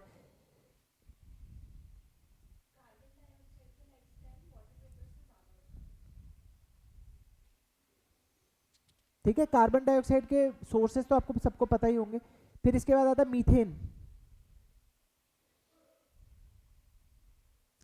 ठीक है, पीरियड वाइज अगर देखें, पीरियड वाइज देखें तो शॉर्ट पीरियड में ज्यादा असर मीथेन करता है, यानी ज्यादा असरदार शॉर्ट पीरियड में मीथेन रहता है। कार्बन डाइऑक्साइड लंबे समय तक रहता है, इसलिए हम लोग कार्बन डाइऑक्साइड के एमिशंस के बारे में इसलिए बात करें क्योंकि उसका प्रेजेंस जो है लंबे समय तक रहता है। ठीक है, मीथेन ज्यादा असरदार है as a greenhouse gas, उसका ग्रीन हाउस इफेक्ट ज्यादा है कार्बन डाइऑक्साइड से। ठीक है, फिर लिखो N2O। NO2 तो ग्रीन हाउस नहीं है, लेकिन N2O है, याद रखना। Nitrous oxide, nitrous oxide. ठीक है, ये वार्मिंग भी करता है, ओजोन डिप्लीशन का भी काम है इसका। एग्रीकल्चरल प्रैक्टिसेस से ज्यादा लिंक्ड है ये। ठीक है, एग्रीकल्चरल प्रैक्टिसेस से अगर पूछा जाए कल को कि एग्रीकल्चरल प्रैक्टिसेस के वजह से ग्रीन हाउस गैस एमिशन होता है, तो ट्रू या फॉल्स? होता है। एसिड रेन होता है? ट्रू। मेन कारण क्या है? Fertiliser use. ठीक है, और फर्टिलाइजर किसका बना है? नाइट्रोजन का। ठीक है, और इसके बाद क्लोरोफ्लोरोकार्बन्स वगैरह तो आपको पता ही है, CFCs। ठीक है, बोलो, आया मजा? चीजें क्लियर हो रही हैं? एक्स्ट्रा ऐसे करते हैं PYQ, ऐसे किया है तुम लोगों ने PYQ कभी? आगे बढ़ जाते होगे आलस में। ठीक है, you need to do some research, ऐसे करोगे तो फिर नहीं छूटेगा पेपर, फिर तो तोड़ दोगे पेपर को अच्छे से, फिर तुम्हें मजा आएगा पेपर देने में। खासकर मैं प्रीलिम्स के बारे में बता रहा हूँ, एक बार ऐसे पढ़ोगे तो प्रीलिम्स में, तभी हम लोगों ने ही फिर थोड़ी जिम्मेदारी ले ली। खासकर जो सेक्शन अभी करा रहा हूँ ना, उस पर बहुत ध्यान देना। इसमें से देखो वेटेज इसका कितना है, हर साल 12 से 14 क्वेश्चन है ना।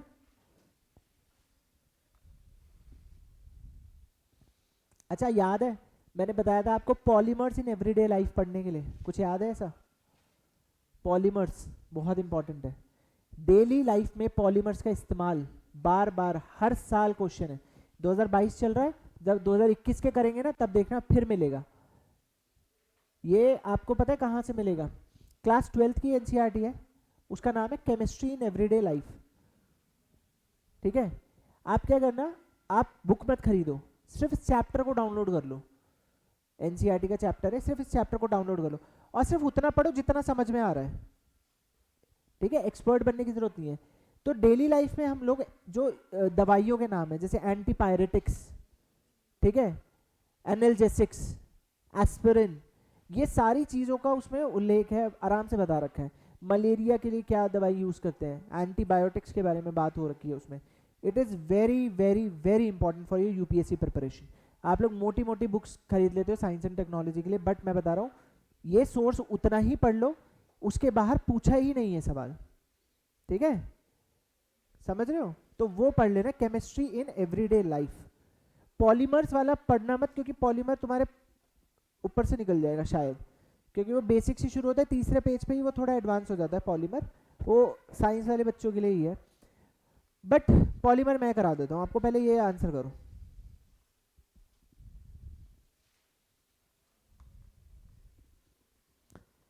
विद रेफरेंस टू पॉलीइथाइलिन टेरिथैलेट, इसके बारे में मैं बहुत बार बोल चुका हूँ, तुम लोगों को समझ नहीं आएगा, जब समझना है ना तो किसी चीज़ का शॉर्ट फॉर्म करके देख लेना। इस वर्ड का शॉर्ट फॉर्म क्या होगा? क्या होगा बताओ?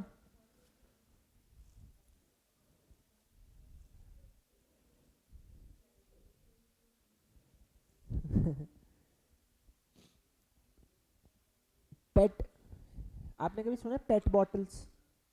सुना है पेट बॉटल्स? नहीं सुना?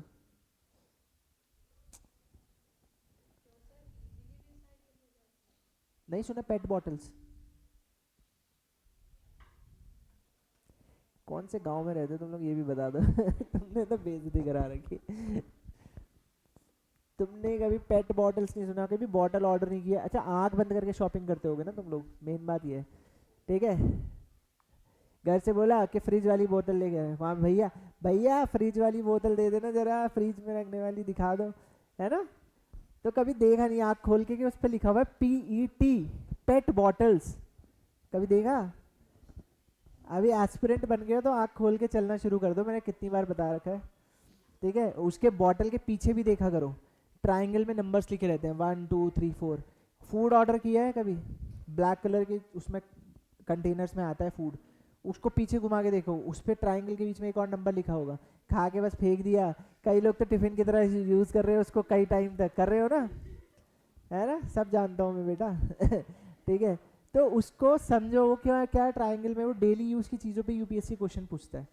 ठीक है, आपकी अवेयरनेस चेक कर रहा है भैया, पता भी है या नहीं पता है, उसके इफेक्ट्स समझने बहुत ज़रूरी है। तो पेट बॉटल्स अब तो मैंने बता ही दिया है, पेट बॉटल्स। अब पहला, बस पहला वाला जो स्टेटमेंट है ना वो है इट कैन बी। तो पॉलीमर्स की दुनिया भी उतनी ही बड़ी है जैसे नैनो मटेरियल्स की दुनिया है। पॉलीमर्स इतने फ्लेक्सिबल कंपाउंड्स होते हैं कि उसको कुछ भी कर सकते हैं आप, किसी भी चीज़ के साथ ब्लेंड करके कुछ नई चीज़ बना सकते हो। तो आजकल आप लोगों ने देखा होगा एंटी रिंकल कपड़े, जिसमें रिंकल नहीं आएगा, लॉन्ग लाइफ है, वो कभी ख़त्म ही नहीं होगा, शाइन बरकरार रहेगी, वो कपड़े इसी तरीके से बनाए जाते हैं। पेट को हम लोग ऊन के साथ और कॉटन फाइबर्स के साथ ब्लेंड करके कपड़ा बनाते हैं। ठीक है, वो सब ये पॉलीमर टेक्नोलॉजी से ही बनता है। पॉलीमर का मतलब क्या होता है? मर का मतलब होता है यूनिट, MER का मतलब होता है यूनिट। ठीक है, मेनली ये कार्बन हाइड्रोजन कंपाउंड्स होते हैं, हाइड्रोकार्बन्स होते हैं। ठीक है, वो जो एक यूनिट है, for example ethene, ethene, ethene का फॉर्मूला क्या होता है? इथीन में क्या यूनिट इस्तेमाल होती है? CH2 की यूनिट इस्तेमाल हो रही है। ठीक है, अब इथीन को बार बार बार जोड़ दिया, ethene ethene ethene ethene ethene ethene ethene, बार बार इथीन इथीन, लंबी लंबी चेन, क्योंकि हमने देखा है कि कार्बन की लंबी लंबी चेन बनाने की प्रॉपर्टी है। ठीक है, इसी प्रॉपर्टी के वजह से पॉलीमर्स बनते हैं। ठीक है, कार्बन की जो लंबी चेन बनाने की प्रॉपर्टी है उसको क्या बोलते हैं? कैटिनेशन। कैटिनेशन की वजह से पॉलीमर बनते हैं।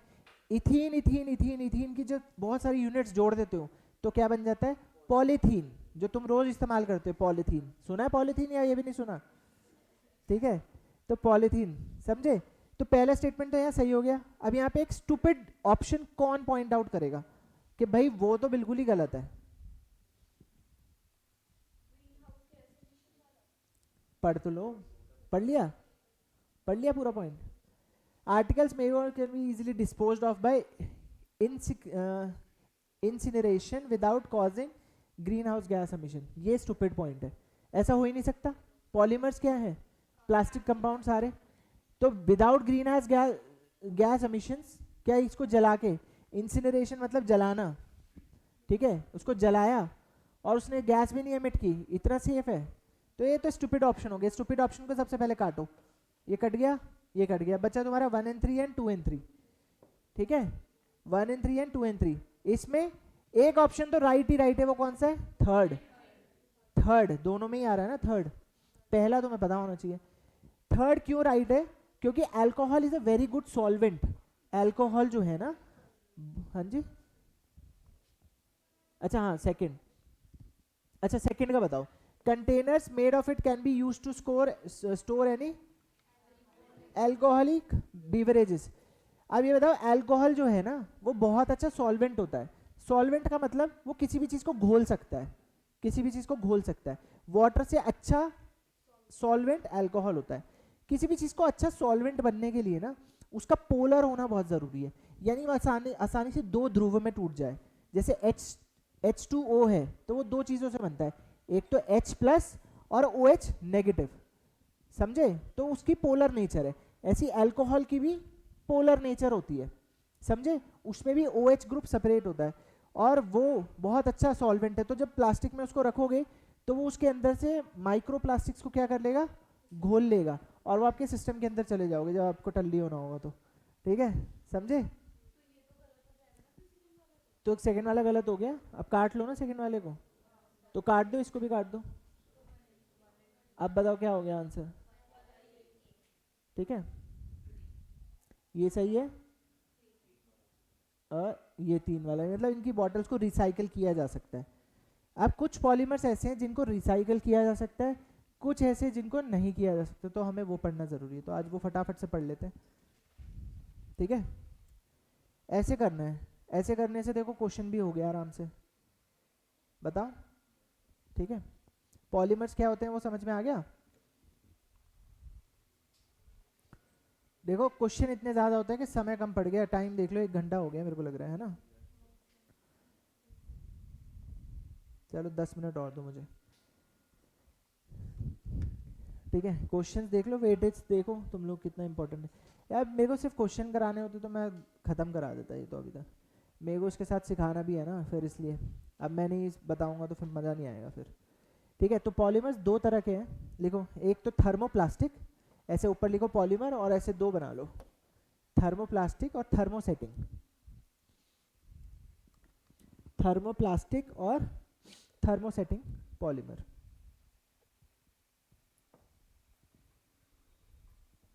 ठीक है, तो थर्मोप्लास्टिक के बारे में लिख लो। थर्मोप्लास्टिक को गर्म करके उसकी जो शेप है वो बदल सकते हैं हम लोग।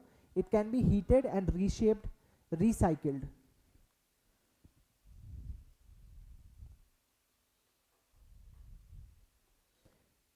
ठीक है, इसके एग्जाम्पल लिखो। एग्जाम्पल्स, एग्जाम्पल्स बड़े जरूरी हैं। ठीक है, लिखो polyethylene, polyethylene, polyethylene, polyethylene, PE short form है, पीई ब्रैकेट में लिख लेना। जल्दी जल्दी लिखो, थोड़ा जल्दी करो। Polyethylene plastic bags, bottles, toys में इस्तेमाल होता है। जो छोटी छोटी गुड़िया आती थी ना, ऐसी रबर टाइप सी सॉफ्ट वाली, वो जिसके मुंडी पे 4-5 बाल रहते थे, ठीक है, वो वाली गुड़िया।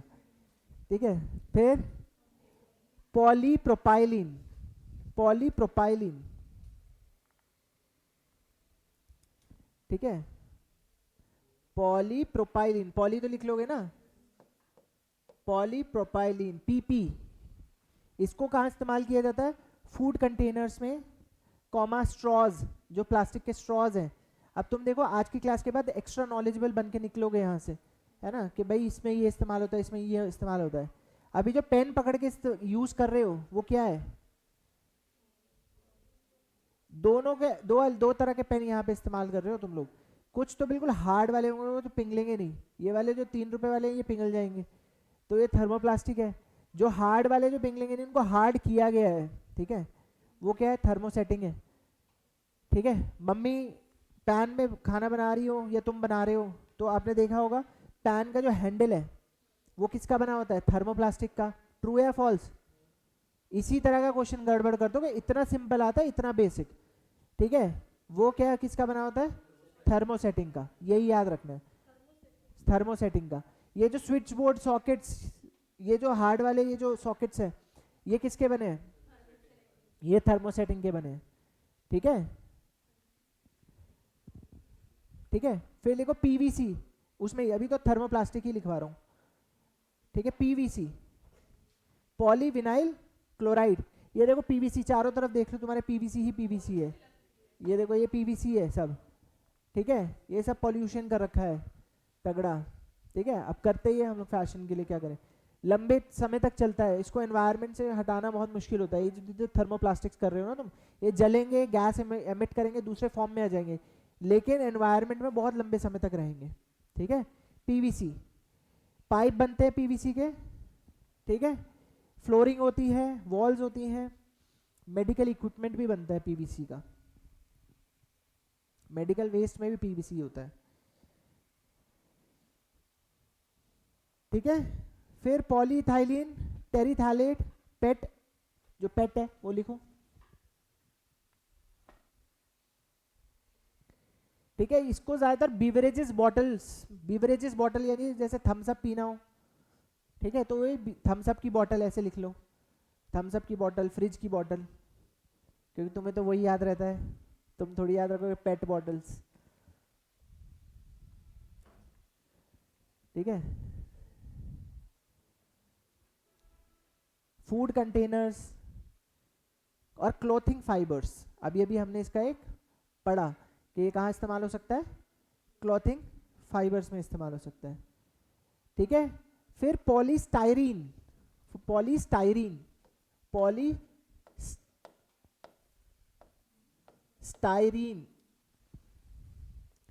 पॉलीस्टाइरीन, ये वो कटलरी होती है जो कि डिस्पोजेबल है, जो फेंकनी हो, थर्मोकोल के चीजों में खाना खाया कभी, ठीक है, वो है पॉलीस्टाइरीन, जिसको जलाने में बड़ा मजा आता है, देखने में मजा आता है वैसे, ठीक है, ऐसे बहुत जल्दी से जलता है पॉलीस्टाइरीन, ठीक है।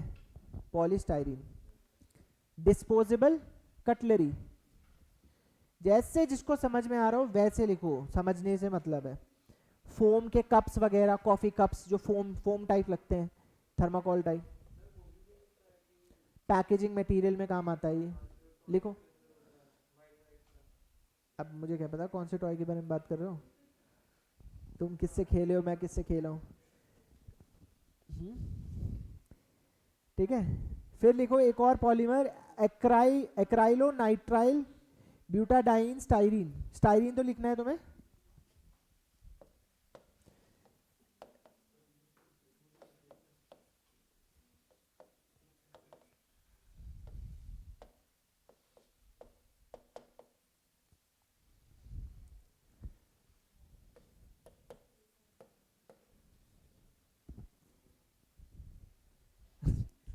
इसका शॉर्ट फॉर्म याद रख लेना तुम लोग, एबीएस, ये आपके एग्जाम में आया हुआ है, शायद पूछा गया है, एबीएस,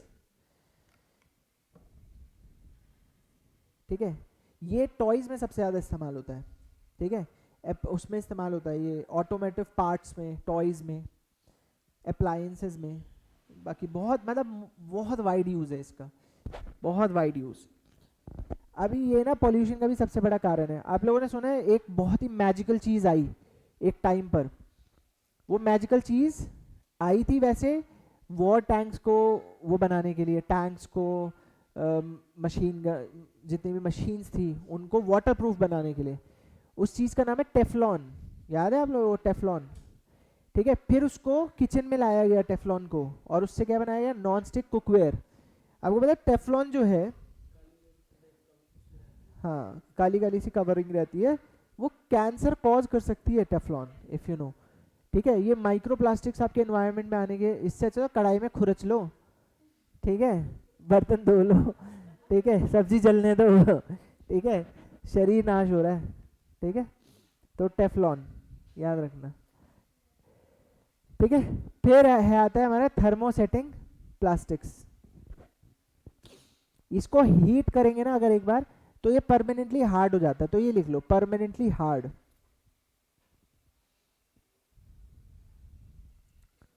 परमानेंटली हार्ड होते हैं। इसके एग्जाम्पल है इपॉक्सी रेजिन, इपॉक्सी रेजिन, याद रखना इपॉक्सी रेजिन बनाते समय ना एक बहुत ही तगड़ा पॉल्यूटेंट निकलता है, जिसके बारे में यूपीएससी पूछ चुका है 2021 में, अभी क्वेश्चन देखना। उस पॉल्यूटेंट का नाम है बिस्फिनॉल ए, पॉलीकार्बोनेट, पॉलीकार्बोनेट, और ये इपॉक्सी रेजिन बनाते समय रिलीज होता है ये, बीपीए बोलते हैं उसको।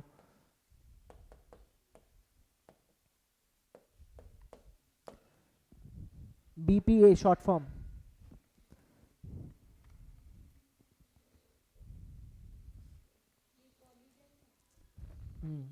ये फिर फूड वाटर इन सब चीज़ों में एनवायरनमेंट में लीक हो जाता है। ठीक है, इससे हार्मोनल डिसरप्शन, रिप्रोडक्टिव इश्यूज और कैंसर के रिस्क बढ़ जाते हैं।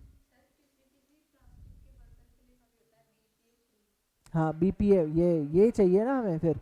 ऐसे देखा करो आंखें खोल के, इसलिए तो यूपीएससी फिर पूछता है जब बर्तनों पे लिखा रहता है ना बीपीए फ्री, समझ रहे हो, क्योंकि बीपीए हमेशा न्यूज़ में रहता है, इसलिए यूपीएससी ने पूछा है, ऐसे ही नहीं पूछ रहे हैं कुछ भी।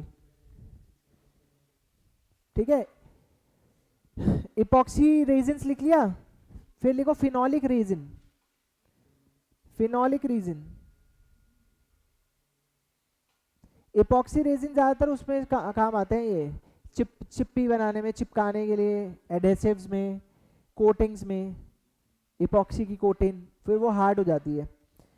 फिर फिनोलिक रेजिन्स, फिनोलिक रेजिन काट दो, लिखो बैकेलाइट। बैकेलाइट सुना है? क्या होता है बैकेलाइट, बताओ क्या होता है, बताओ किस चीज़ में यूज होता है। बैकेलाइट के तो हैंडल होते हैं जिसमें कुकर से पकड़ते हो, अब कुकर के हैंडल, तवे के हैंडल, फ्राई पैन के हैंडल, ऐसे लिख लो तुम लोग। अब मैं तुम्हारी भाषा में बात कर रहा हूँ आज से, ठीक है, ज़्यादा तो नहीं मजाक उड़ा दिया आज मैंने, है? लिख लिया उसने कुकर का सही है सही है, जैसे याद हो वैसे याद रखो भाई, देखो एप्लीकेशन है उसका, है ना। हाँ बस पत्तल लिख लो उसको ठीक है, हाँ देखो वाइट वाले पत्तल। ठीक है, अब वो देखो अगला, मैलेमाइन। मैलेमाइन भी सुना होगा आप लोगों ने, क्या होती है? हाँ, तो लिखो डिनर सेट, मैलेमाइन का डिनर सेट।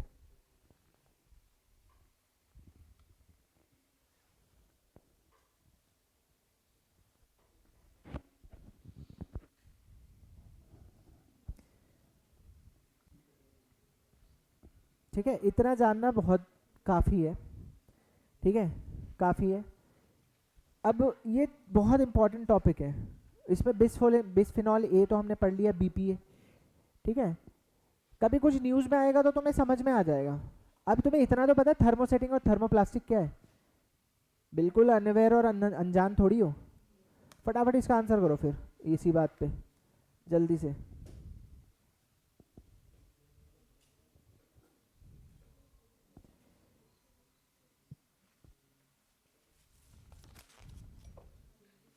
एक सेकंड रुको बस, 1 2 3 4 5 6 7 8, तो अगली क्लास में ही हो पाएगा, है ना।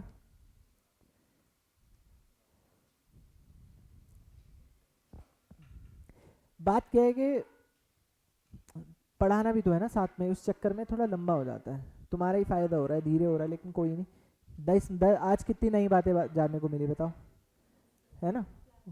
वो सारी वो इम्पोर्टेंट है हमारे लिए, सीखना इम्पोर्टेंट है। इसके बारे में एक चीज सीख लो, ओपन सोर्स डिजिटल प्लेटफॉर्म्स क्या होते हैं।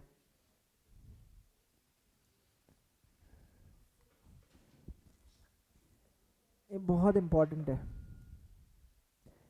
ये टेक्नोलॉजी में ना एवोल्यूशन के लिए, बदलाव के लिए, डेवलपमेंट के लिए, रिसर्च के लिए ओपन सोर्स डिजिटल प्लेटफॉर्म बड़े ज़रूरी होते हैं। ये एक ऐसा एप्लीकेशन हो सकता है, एक ऐसा एप्लीकेशन हो सकता है जो कि ओपनली अवेलेबल होता है अपने सोर्स कोड के साथ। यानी आज के टाइम पे अगर मैं आरोग्य सेतु ऐप का कोड जानना चाहूँ कि ये किस कोडिंग से बना है, तो मैं जान सकता हूँ। फिर उसमें कुछ बदलाव करके अगर मैं उसको किसी और तरीके से अपने देश में, अपने किसी और काम में लेना चाहूँ तो मैं ले सकता हूँ। इससे क्या फ़ायदा हो रहा है? फ़ायदा ये हो रहा है कि हम पहले से ही मौजूद टेक्नोलॉजी को, कोड को इस्तेमाल करके आगे बढ़ रहे हैं और इस्तेमाल कर रहे हैं, इसीलिए ओपन सोर्स प्लेटफॉर्म्स होते हैं। इतना समझ में आया? यानी कोई भी ऐप उसका उसके साथ कोड भी लिखा हुआ है, और वो इसलिए लिखा रहता है क्यों, ताकि कोई और उसको इजीली इस्तेमाल करके डेवलप कर सके और अपने हिसाब से इस्तेमाल कर सके। समझ रहे हो बात?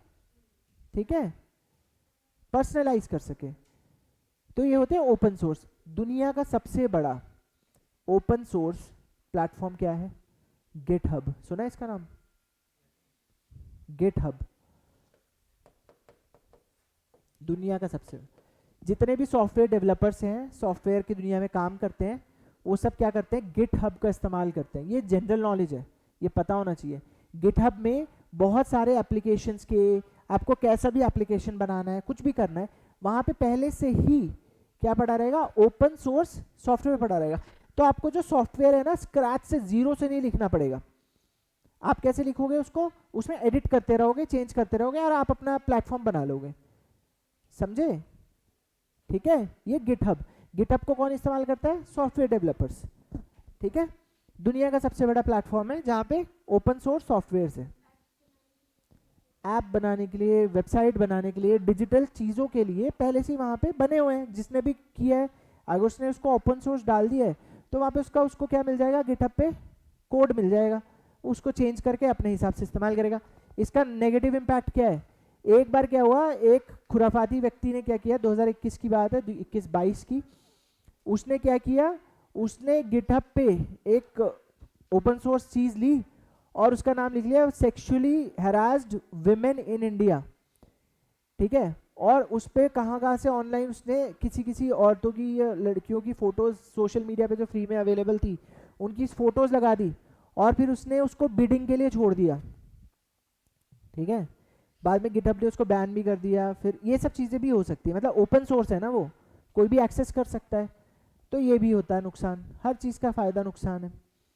ठीक है, तो इसका आंसर क्या है बताओ? गुड, शाबाश। अब इसका आंसर है डी, कॉमन सेंस। क्यों है ये कॉमन सेंस? क्योंकि ये सारे हैं गवर्नमेंट के इनिशिएटिव्स।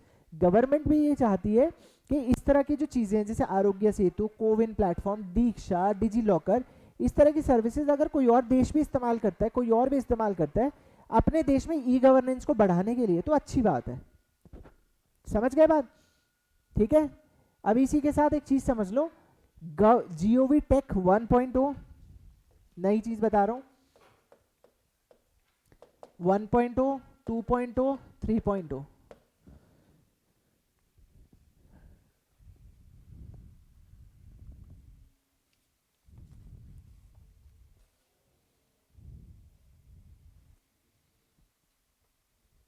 One point 2.0, 3.0।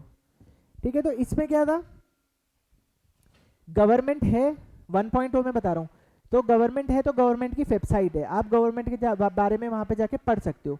तो यहाँ पे 1.0 में क्या था, सिर्फ ऑनलाइन प्रेजेंस, सिर्फ online presence, only online presence. ठीक है, सेम वैसे ही कि रीड ओनली मोड, आप उसके बारे में जान लो, समझ लो। ठीक है, 2.0 में क्या हुआ, आपको थोड़ी सी सर्विसेज मिली, यानी जैसे अपना इनकम टैक्स भर लो जाके। ठीक है, इनकम टैक्स भरने का प्लेटफॉर्म हो गया, वो मिली। समझे? यानी इंटरैक्टिव सर्विसेज, आप इंटरैक्ट कर पा रहे हो, फॉर्म फिल कर पा रहे हो, फॉर्म फिलिंग वगैरह, ये लिख लो। ठीक है, अभी 3.0 में क्या है, डेटा ड्रिवन गवर्नेंस, यानी डेटा के इस्तेमाल से गवर्नेंस करना। इसमें एआई, ब्लॉकचेन सब इस्तेमाल होता है, लेटेस्ट टेक्नोलॉजी यूज हियर। ठीक है, डेटा बहुत इंपॉर्टेंट है।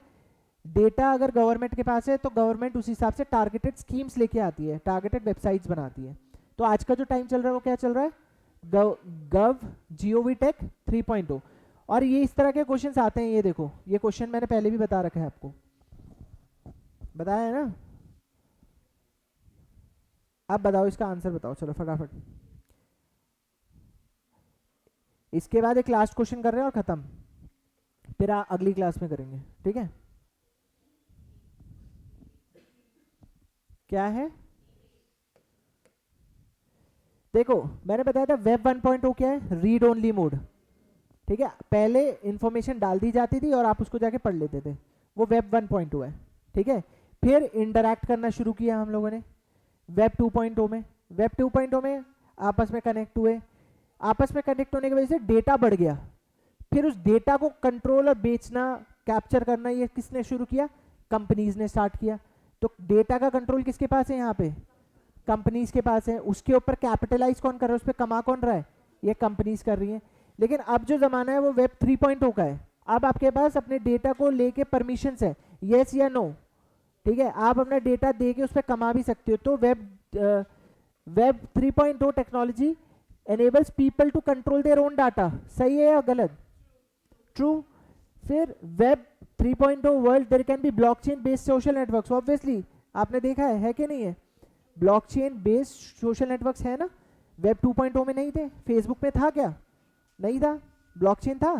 नहीं था। आज के टाइम पे मैसेजेस एनक्रिप्टेड हो जाते हैं, ठीक है। फिर web 3.0 is operated by users collectively rather than a corporation. आज के टाइम पे वेब 3.0 को कौन चला रहा है?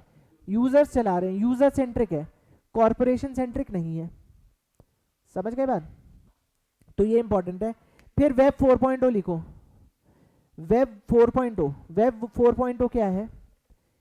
वेब 4.0 में web 3.0 plus, web 3.0 plus internet of things, IoT, यानी इंटरनेट से जुड़ी हुई चीजें जैसे स्मार्टफोन्स हो गया, ठीक है, AR VR XR मेटा, ये सब वेब 4.0 बनता है, ठीक है। वेब 5.0 लिखो। हाइपर पर्सनलाइजेशन, यानी न्यूरालिंक, न्यूरालिंक इसमें एग्जांपल लिखो वेब 5.0 में। वेब 4.0 प्लस हाइपर पर्सनलाइजेशन, यानी किसी भी साइंस को, किसी भी टेक्नोलॉजी को अपने पूरे हिसाब से ढाल लेना। ब्रेन कंप्यूटर कम्युनिकेशन, ठीक है, इसका एग्जांपल है Neuralink, brain chips, Neuralink. Deep emotional connections, neural networks, machine learning, AI, ये सब इसमें आता है, ML AI, ठीक है। और ये तो मैंने तुम लोगों को पढ़ाया है, इसका आंसर दे दो फटाफट। अब जल्दी जल्दी करो यार, जल्दी फटाफट आंसर दो इसका। सॉफ्टवेयर एज अ सर्विस, ध्यान से पढ़ना, लेकिन इसको याद आ रहा है? पढ़ाया ना? तो एक का बता दो भैया, एक सवाल में तो एक पूछा है। सॉफ्टवेयर एज अ सर्विस का मतलब क्या बताया था मैंने? वो सॉफ्टवेयर जिसको तुम पैसा दे रहे हो, इस्तेमाल कर रहे हो, बस ये यूजर्स के लिए बनता है। तो आंसर क्या है इसका? ए के साथ कौन कौन है? हाथ उठाओ, फटाफट आंसर करना। अब यानी अगर आपने कोई सॉफ्टवेयर खरीद लिया तो आप उसका यूजर इंटरफेस क्या कर सकते हो? कस्टमाइज कर सकते हो, अपने हिसाब से कर सकते हो। और can change the data fields, data field भी बदल सकते हो, यानी क्या नाम है, क्या कुछ जो भी चीजें हैं वो बदल सकते हो, ठीक है। पहले ऑप्शन के साथ कौन कौन है करेक्ट? किस किस को लग रहा है? हाथ उठाओ। किस किस को करेक्ट लग रहा है? पैसा देके ये सब चीजें कर सकते हो तुम, हाथ उठाओ, ठीक है। जाहिर सी बात है आप लोग समझे नहीं हो इसका मतलब यूजर इंटरफेस, जिसने हाथ नहीं उठाया। यूजर इंटरफेस मतलब जो आपको दिख रहा है। दो चीजें होती है किसी भी सॉफ्टवेयर में, एक यूजर इंटरफेस और एक बैकएंड, समझे। बैकएंड को हमेशा डेवलपर चेंज कर सकता है, आप कभी बैकएंड को नहीं जा सकते हो, ठीक है। कोड्स चेंज करके ऐप का पूरा रंग रूप बदल दे। आप क्या बदलोगे? जैसा था ए अच्छा नहीं लग रहा, थीम बदल दिया, ब्लैक कर दिया, ब्लू कर दिया, तो आपको जिस तरीके से दिखेगा उसको क्या बोलते हैं?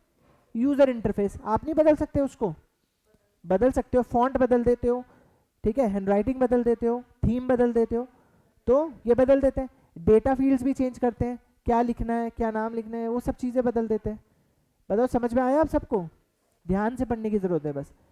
Option number 2, SAS users can access their mobile data through mobile devices. बताओ, मोबाइल में तो सब इस्तेमाल करते हो आप, ईमेल वगैरह ये सब SAS है, ठीक है। आउटलुक, हॉटमेल, याहू मेल, ये इसके एग्जांपल्स हैं। ट्रू या फॉल्स? आंसर क्या हुआ? मुश्किल नहीं था ना, ठीक है। ये हम लोगों ने क्लास में किया हुआ है, फटाफट बताओ इसका आंसर। ज्यादा से ज्यादा निपटा रहा हूं मैं, अब तो 1 वर्ड ही बचे हैं।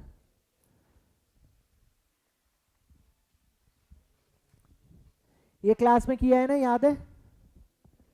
इस तरह के सिस्टम्स के बारे में हमेशा पूछा जाता है, हमेशा पूछा जाता है। न्यूज़ में था इसलिए पूछा गया है। फ्रैक्शनल ऑर्बिटल बॉम्बार्डमेंट सिस्टम, ये समझ में आ रहा है कि ऑर्बिट है, अर्थ की ऑर्बिट है, बॉम्बार्डमेंट में यानी कुछ फट रहा है। अब ऑप्शन सुनो, ये एक हाइपरसोनिक मिसाइल है जो कि स्पेस में छोड़ी जाती है एक एस्ट्रॉइड, आते हुए एस्ट्रॉइड को फोड़ने के लिए, यानी उल्का पिंड जो आता है, ठीक है, उसको फोड़ने के लिए कि भाई अर्थ से ना टकरा जाए। ये भी सुनने में बड़ा मजेदार लग रहा है ना, ठीक है। फिर अगला है spacecraft lands on another planet after making several orbital motions. हमने देखा कि स्पेसक्राफ्ट किसी प्लैनेट पे लैंड करने से पहले गोल गोल घूमता है, लेकिन यहाँ पे बम्बार्टमेंट वगैरह कुछ नहीं हो रहा, लैंडिंग हो रही है, तो ये तो गलत ही लग रहा है आपको, है ना। तो सेकंड को गलत कर दूं, बताओ। थर्ड है a missile is put into an stable orbit around the earth and deorbits over a target on the earth. ठीक है, मान लो अर्थ है, अर्थ के आसपास एक ऑर्बिट है, स्टेबल ऑर्बिट, तो वहां पर एक मिसाइल को पहले अर्थ से, ये अर्थ है, अर्थ से इस ऑर्बिट में डाला जाएगा, मिसाइल ऐसे से घूमेगी और यहाँ पर जो भी ऑर्बिट में टारगेट घूम रहा होगा, फॉर एग्जांपल कुछ सैटेलाइट है जिसको अब यूज नहीं करना, तो फिर उस सैटेलाइट को इस ऑर्बिट से निकाल दिया जाएगा धड़ाक टकरा के, समझे। तीसरा ऑप्शन ये है, एक स्पेसक्राफ्ट है जो कि कॉमेट के साथ साथ, जिसको हम बेसिकली टूटता हुआ तारा बोलते हैं, उसके साथ साथ चल रहा है, सेम स्पीड और सेम प्लेसेस। अरे बाप रे बाप, ऐसे स्पेसक्राफ्ट किसने बना लिया, अभी तक तो नहीं बनाया, तो ये मजे में क्वेश्चन बनाया गया है, तो ये भी गलत है ना। आप बताओ आंसर क्या है, याद है, पहले भी ए ही लग रहा था, लेकिन आंसर क्या है, सी। इतना तो याद रखा करो, ठीक है, बादाम बादाम खाओ थोड़े, ठीक है, मत खाओ भाई फिर। और मैंने ये भी बताया था, ये तो फटाफट से बता दोगे, टर्म को देखो और ऑप्शंस पढ़ो और आंसर, क्यूबिट, आंसर फटाफट एक आवाज में, क्या आंसर है, क्लाउड सर्विसेज के साथ कौन है, क्वांटम कंप्यूटिंग, हाथ उठाओ, visible light communication, wireless communication. तो नाम से समझ लो क्यूबिट, क्यूबिट मतलब क्वांटम, बिट मतलब जो मेमोरी का सबसे छोटा साइज होता है, और क्वांटम कंप्यूटिंग मुझे मेरे को नहीं लगता अब रिवाइज कराने की जरूरत है, मैंने बहुत अच्छे से बताया था क्वांटम कंप्यूटिंग, सुपर इम्पोजिशन, ठीक है। जनरली कंप्यूटर लैंग्वेज कैसी होती है, 0 1 0 1, ठीक है। क्वांटम कंप्यूटिंग की खास बात क्या है, 0 और 1 एक ही समय पे हो सकता है वो, ठीक है। इसका एग्जाम्पल मैंने लाइट को जला के बुझा के दिया था, ठीक है, इसके लिए हमने एक नमूना भी पेश किया था, ठीक है, चेतना को भेजा था वहां पे लाइट, लेकिन वो हो नहीं पाया हमसे। लाइट को हमने अगर जला रखा है तो वो 1 रिप्रेजेंट कर रहा है, ऑफ है तो 0। अब यही काम पर बहुत तेजी से होगा तो क्या होगा, लाइट तो जली हुई दिखाई देगी तुम्हें, ऐसा लगेगा कि बंद ही नहीं हुई कभी, तो वही चीज है सुपर इम्पोजिशन। क्वांटम कंप्यूटिंग में 0 1 एक साथ होता है, ठीक है। इसका आंसर बताओ, इस पे पूछे शॉर्ट रेंज वो कौन सी है टेक्नोलॉजी, फटाफट बता दो अब। Short range technology short range में ही काम करती है, ये याद आ रहा है कुछ, क्लोज सर्किट टेलीविजन, क्या है ये, है, अरे क्या बोलूं अब, बस क्या बोलूं, अरे भैया तुम तो बिल्कुल ही, याद आया, ठीक है। और ये याद आ रहा है RFID, शॉर्ट फॉर्म्स देख लो, लिखा ही खोल के उसको, इसलिए RFID वो है फास्टैग की टेक्नोलॉजी, वो भी जब क्लोज रेंज में जाओगे तभी तो काम करती है, घर पे बैठे बैठे तुम्हारे फास्टैग में से पैसे कटते हैं क्या, नहीं। फिर CCTV भी क्लोज रेंज में ही काम करता है। वायरलेस लोकल एरिया नेटवर्क, नाम ही लोकल एरिया नेटवर्क है, दो ही चीजें होती हैं, एक वाइड एरिया नेटवर्क, एक local area network. Local area network आपके आसपास इंटरनेट प्रोवाइड करता है, वाइड एरिया नेटवर्क दूर प्रोवाइड करता है। तो आंसर क्या है इसका, क्वेश्चन का लेवल क्या है ये देखो, लॉजिक है ज्यादा, क्या है ज्यादा, लॉजिक है ज्यादा, ठीक है। ये है यूपीएससी के स्टैंडर्ड क्वेश्चन और 2022 में पूछे गए, ठीक है। ये देखो, कर लो खत्म हो गया, बस 2-3 मिनट में खत्म है। बायोफिल्म्स, कभी छोटे बच्चों को खाना खिलाते हुए देखा मम्मी के लिए, थोड़ा सा और खा ले, बस थोड़ा और खा ले, बस वही सिस्टम चल रहा है यहाँ पर, हो गया बस, ठीक है। बायोफिल्म्स का मतलब है कुछ ऑर्गेनिजम्स ऐसे होते हैं, जैसे कि एल्गी, आपने सुना होगा एल्गी पोल्यूटेड वाटर में क्या बना लेते हैं, बायोफिल्म्स, परत परत बना लेते हैं, ठीक है। उस परत के बनाने की वजह से ऑक्सीजन एब्जॉर्प्शन और कम हो जाता है। ऐसा पानी जो कि पोल्यूटेड है, जिसमें ऑर्गेनिक वेस्ट ज़्यादा है, तो वो उस ऑर्गेनिक वेस्ट को तोड़ने के लिए हमेशा क्या इस्तेमाल होता है, ऑक्सीजन। तो ऑक्सीजन की डिमांड बढ़ जाती है, ये पोल्यूटेड वाटर में देखने को मिलता है, ठीक है।